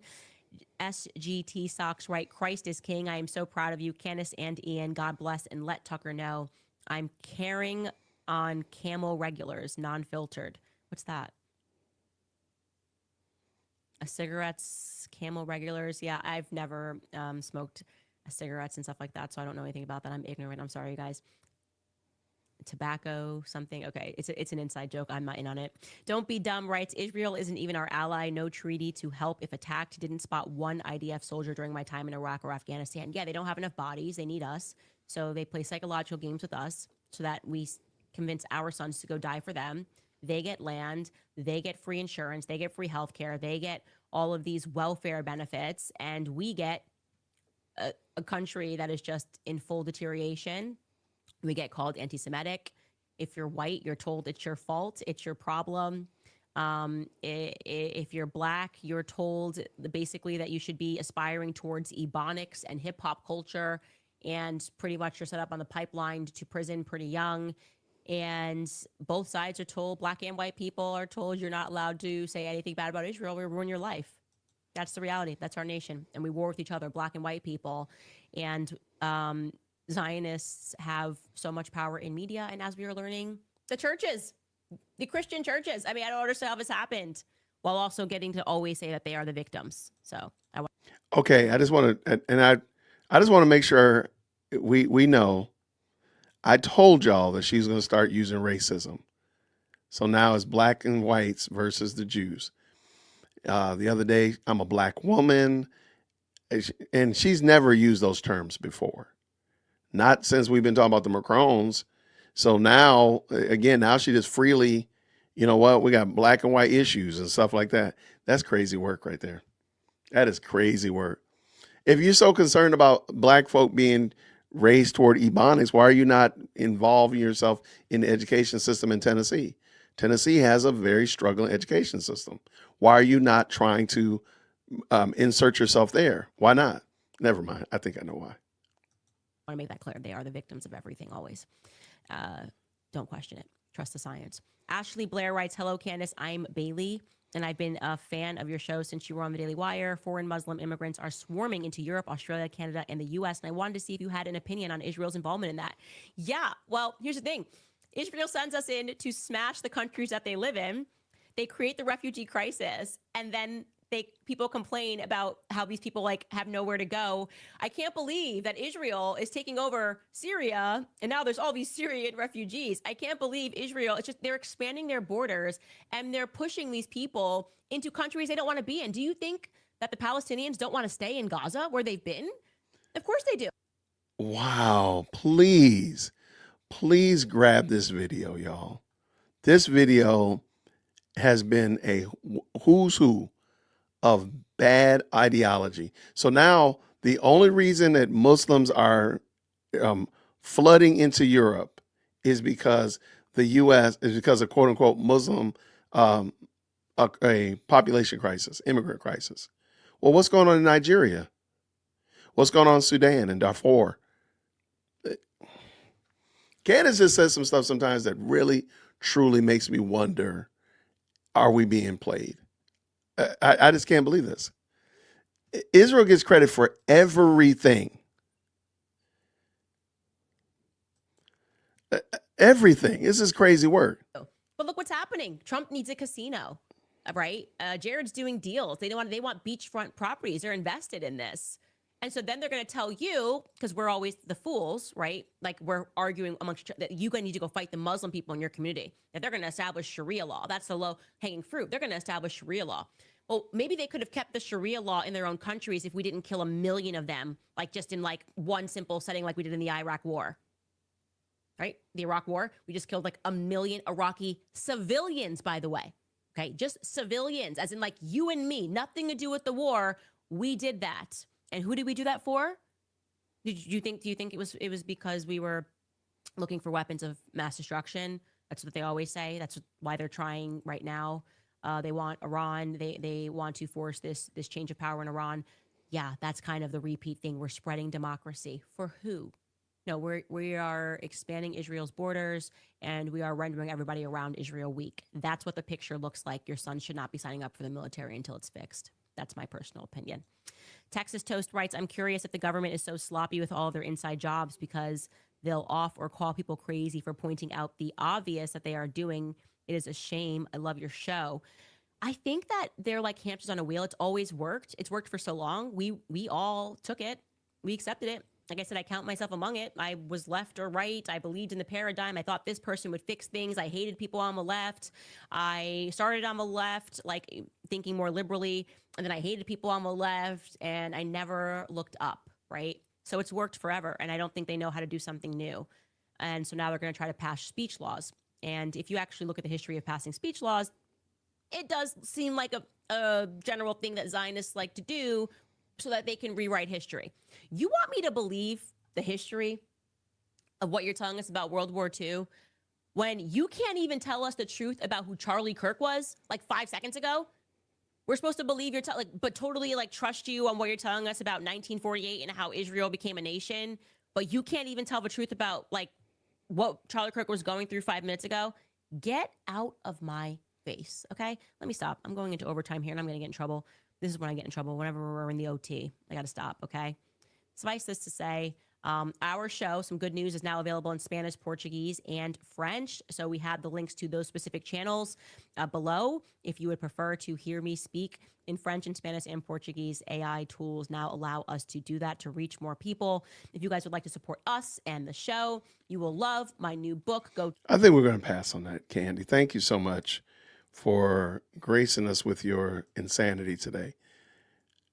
Y'all, I'm telling you right now, please download that video, today's episode. That is a who's who. That's a master class in outright insanity. I'm sorry. You go back and watch it again, or watch this video again for that sake. Yo, that is some crazy work. What she just did right there, from dragging the Calvary Chapel, dragging the military, talking trash about the boys' Christian school. I want to know who went to that school. The hospital. I mean, she's all over the place. She was everywhere today, everywhere.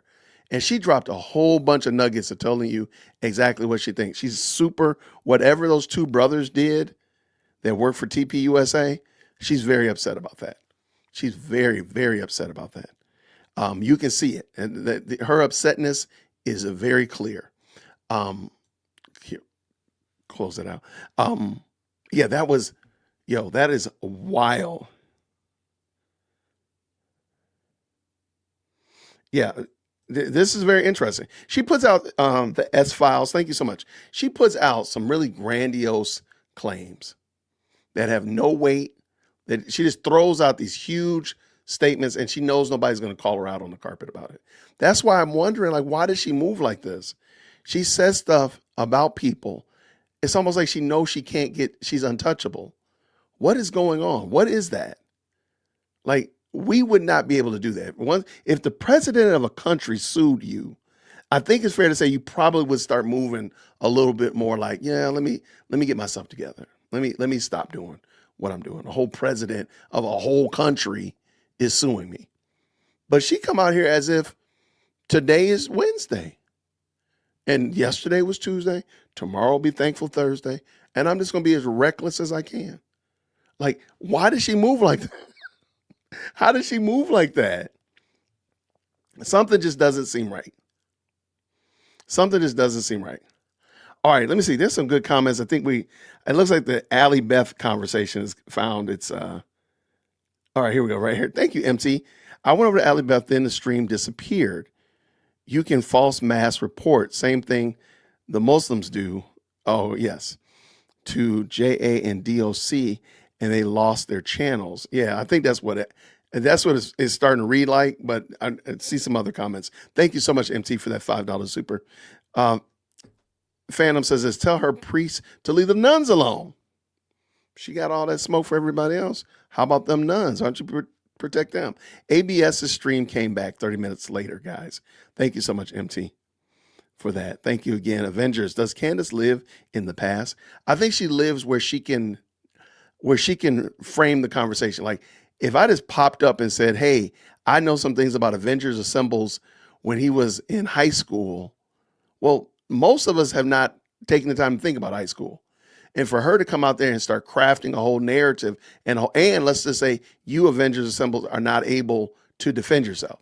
You're not able to speak on it because for whatever reason, you went to a long distance trip to Mars, right? But I'm over here talking about what it was like when you were in high school, and nobody's here to defend it. Nobody's here to corroborate it. I'm just telling the story. That's what I think Candace is doing, because Charlie Kirk is not here to explain anything. She's shown nothing that reflects that she and Charlie Kirk were in communication since 2024, 25. Nothing. No conversations that are definitive. As she said, verifiable, verified. No proof of that at all. None whatsoever. And I think there's Yeah, so she lives in the past. She lives where she can concoct a story. Thank you so much, Phantom, again. Iraq was not for Israel. She's stupid, and I agree. I mean, she's just saying stuff, and her audience wants that fresh meat. Their audience wants those juicy bits. That gossip gets all the way down into the very deep parts of their body, and they love it. They love this gossip, and they just want it. I mean, shout out to the Candies. I hope y'all realize that you're just following a gossip monger. MT does. She think only America has history books. I don't know, man. She just, at this point, I'm sure I found the clip of her talking about dinosaurs, and she believes that, dinosaurs weren't found until like the 1900s or something like that. And the Jewish people run around hiding dinosaur bones and then finding them. It's the craziest stuff, man. It's crazy work. But Candace says stuff that sometimes I really don't think. I watched a clip today of her speaking about the NAR and how the NAR was formed in the South during Jim Crow to teach black people how to shoot to defend themselves from the Klan. That's what she said. Even though the NAR was formed after the Civil War, or actually before the Civil War, in all honesty, it was a gun club. But again, like she just says stuff like, where did you get this from? So I think it's sad to watch. I'm like, yo, this woman is just making up stuff and causing havoc. Because she done already put a target on them Calvary Chapel churches. You know it. Somebody's going to go there and challenge that pastor, shove Deacon John, punch Elder Mark, because they think that they got something to do with this. That's what's going to end up happening. And Candace is going to be like, well, I did not say anything. You cannot say that I told you to do anything. I'm starting to think Candy has an Epstein list. I'm starting to think Candy is on the Epstein list. And so is her husband. Yo, thank you so much, Cindy Lou Hoot, for that $2 super. This is just really embarrassing to watch. But I do want y'all to snag that video, because I think that video is going to come back to bite her. I think, in my opinion, based upon information and belief, I think the veil, that video, the veil is going to start coming off of people's faces. They're going to hold on, wait. Because she talked about Muslims. She talked about Muslims and completely deflected it onto Israel. She talked about churches, but completely ignored what's going on in the Catholic faith that she allegedly is a part of. She called Calvary Chapel New Age. That's some crazy work. Now, I disagree with some of the things at Calvary Chapel, but I would never call them New Age. That's insane. But see, this is what I'm talking about. She put the bullseye on that little boy's the church school. For what?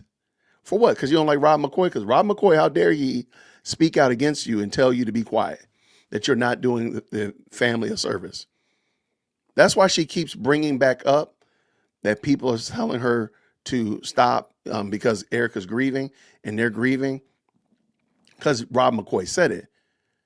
And how dare Rob McCoy do that? And she's going to give him that smoke by one way or another. I don't know, man. I don't know if CNN would hire her. Okay, I'm going to find out. I might have to do it members only, or I might have to do it on Rumble. But I'd love for y'all to watch that video. It's only 26 minutes. It's not long at all. But I'd love for y'all to see it, because the interview, the clips that y'all have seen are really bad. They're really bad. But in the whole totality, it really was a train wreck. It really was a train wreck for Candace. She was not, and we're not even going to get into the argument about whether or not it was 2 days after Charlie Kirk or 20 days after Charlie Kirk. Whenever it was a mess. And so maybe we'll do that tomorrow. We might do that tomorrow. But yeah, this is some crazy work, y'all. But I thank y'all so much for hanging out, man. This is insane. This is insane. And I'm sorry, I'm looking right here.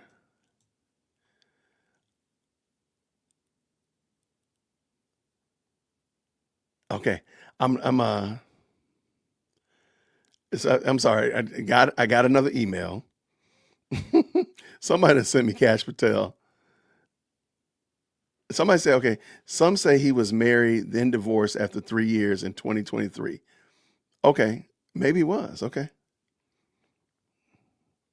All right, let me just look. I'm just looking through on Kash Patel's Wikipedia page. It says domestic partner, but in his yeah, I don't see that he was married.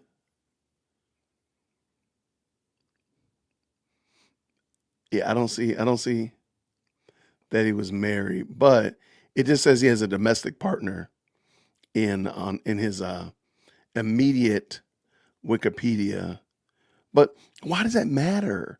Like, Candace, why are you focusing on this man's marriage when we looking at your marriage, looking at you like you crazy? How about that?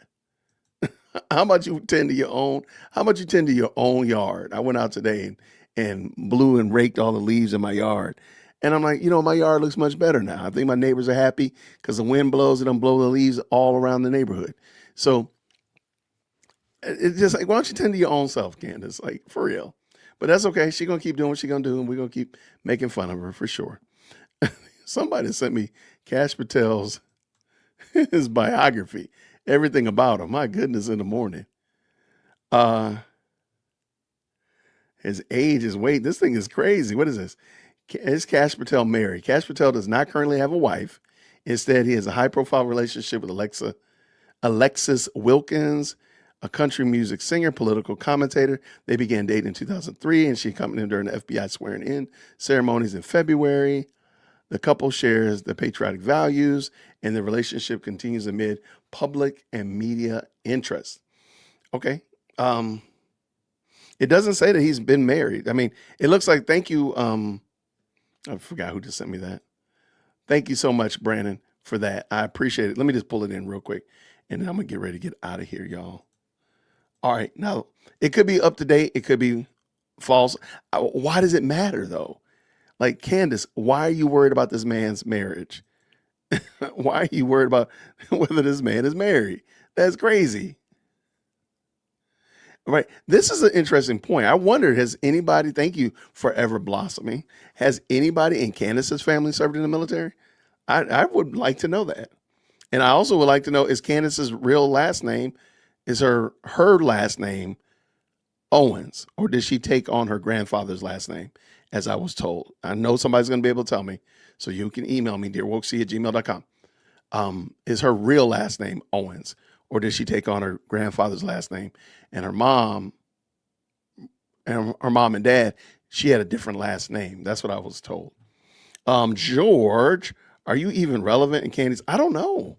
Thank you so much for the $2 super 6283. I don't know. Like, how does George feel with his wife saying the most important thing in the world to me is finding out who killed Charlie Kirk? And you sitting up here with a whole husband and 4 kids, and none of those 5 people are as important as finding out who killed Charlie Kirk. I'm not saying that you can't even be concerned, because that's not what I'm saying. All I'm saying is, I think we all can agree, like, your immediate family should be more important than that. Even if Charlie was your road dog. I mean, I think it's fair to say, that whole leaving and cleaving thing, a man shall leave his father and mother and cleave to his wife. That whole leave and cleave thing should be more important than an ancillary relationship that, again, it's just a friendship. I mean, that's it. Tell me it's otherwise. It's not. I mean, it shouldn't be, but even in that, I mean, and the man that died has a whole wife and children. They can, do the deep dive and digging and searching and such like that, just like you could.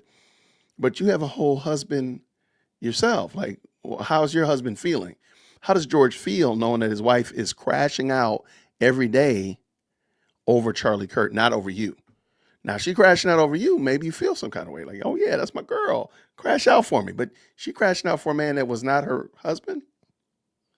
Okay, that makes sense to you. I guess. I don't think it makes sense to me at all. I wouldn't want to do that to my wife. You see me crashing out, and I don't, that would just be crazy work.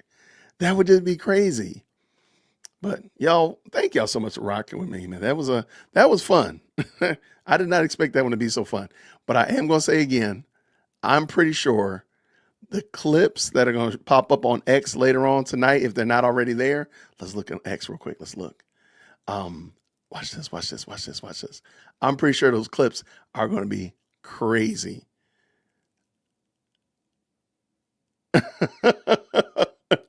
I'm pretty sure they are going to be bonkers. I don't see any yet. All that means is I just don't see any yet.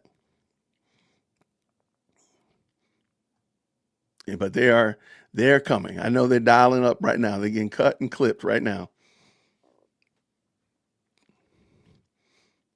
Yeah, this is going to be a night of wildness. So anyway, everybody, I want to say thank y'all so much for rocking with me. Please, if you don't mind, if I earned it, can I get a like? Can a brother get a like? Help a brother out. Get a like on there. Shout out to everybody who played bingo. Here, let me pull this in. Yes, I did get blackout bingo. I told y'all I'm going to get blackout bingo. I did get blackout bingo. I am working, by the way, I am working on our next Jeopardy game. I will let you all know. It'll probably be at the end of the month. Well, I know it'll be at the end of the month. So I will let you all know exactly when and who will be playing. That'll be fun. And that's going to be a good time. So everybody, thank y'all so much for hanging out with me. I'm just trying to see what we got. Good people in the chat. Thank y'all so much. Thinks that the Macron suing her is proof that Brigitte is a woman. That's not how defamation lawsuits work, genius. I don't even understand that argument. Like, okay, what? So? Because remember, Candace was going to sue, she was going to sue Cardi B because Cardi B said some very spicy things about Candace's husband. And then Candace never sued her. I just wonder why she never sued her. I would love to know why Candace never sued Cardi B for defamation when Cardi B clearly said some defaming, non-favorable things about Candace's husband. If anybody can find that out, let me know. I'd love to know that one. All right, I'm going to get ready to bug out of here. Thank y'all so much.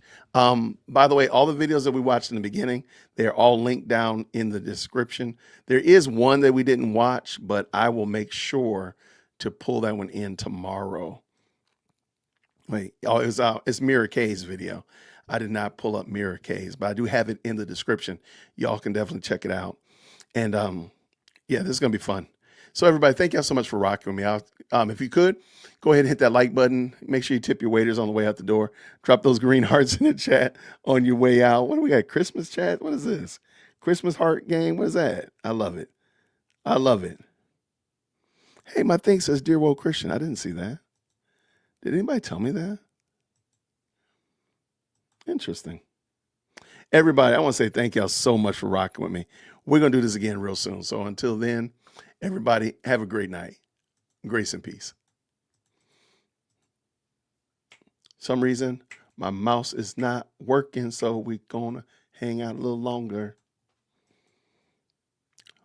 I don't know why it's not behaving. All right, everybody, grace and peace. Take care.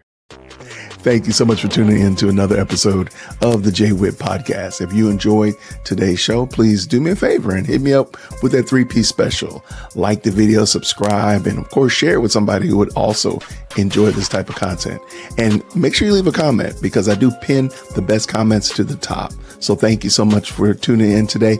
And until next time, everybody, grace and peace.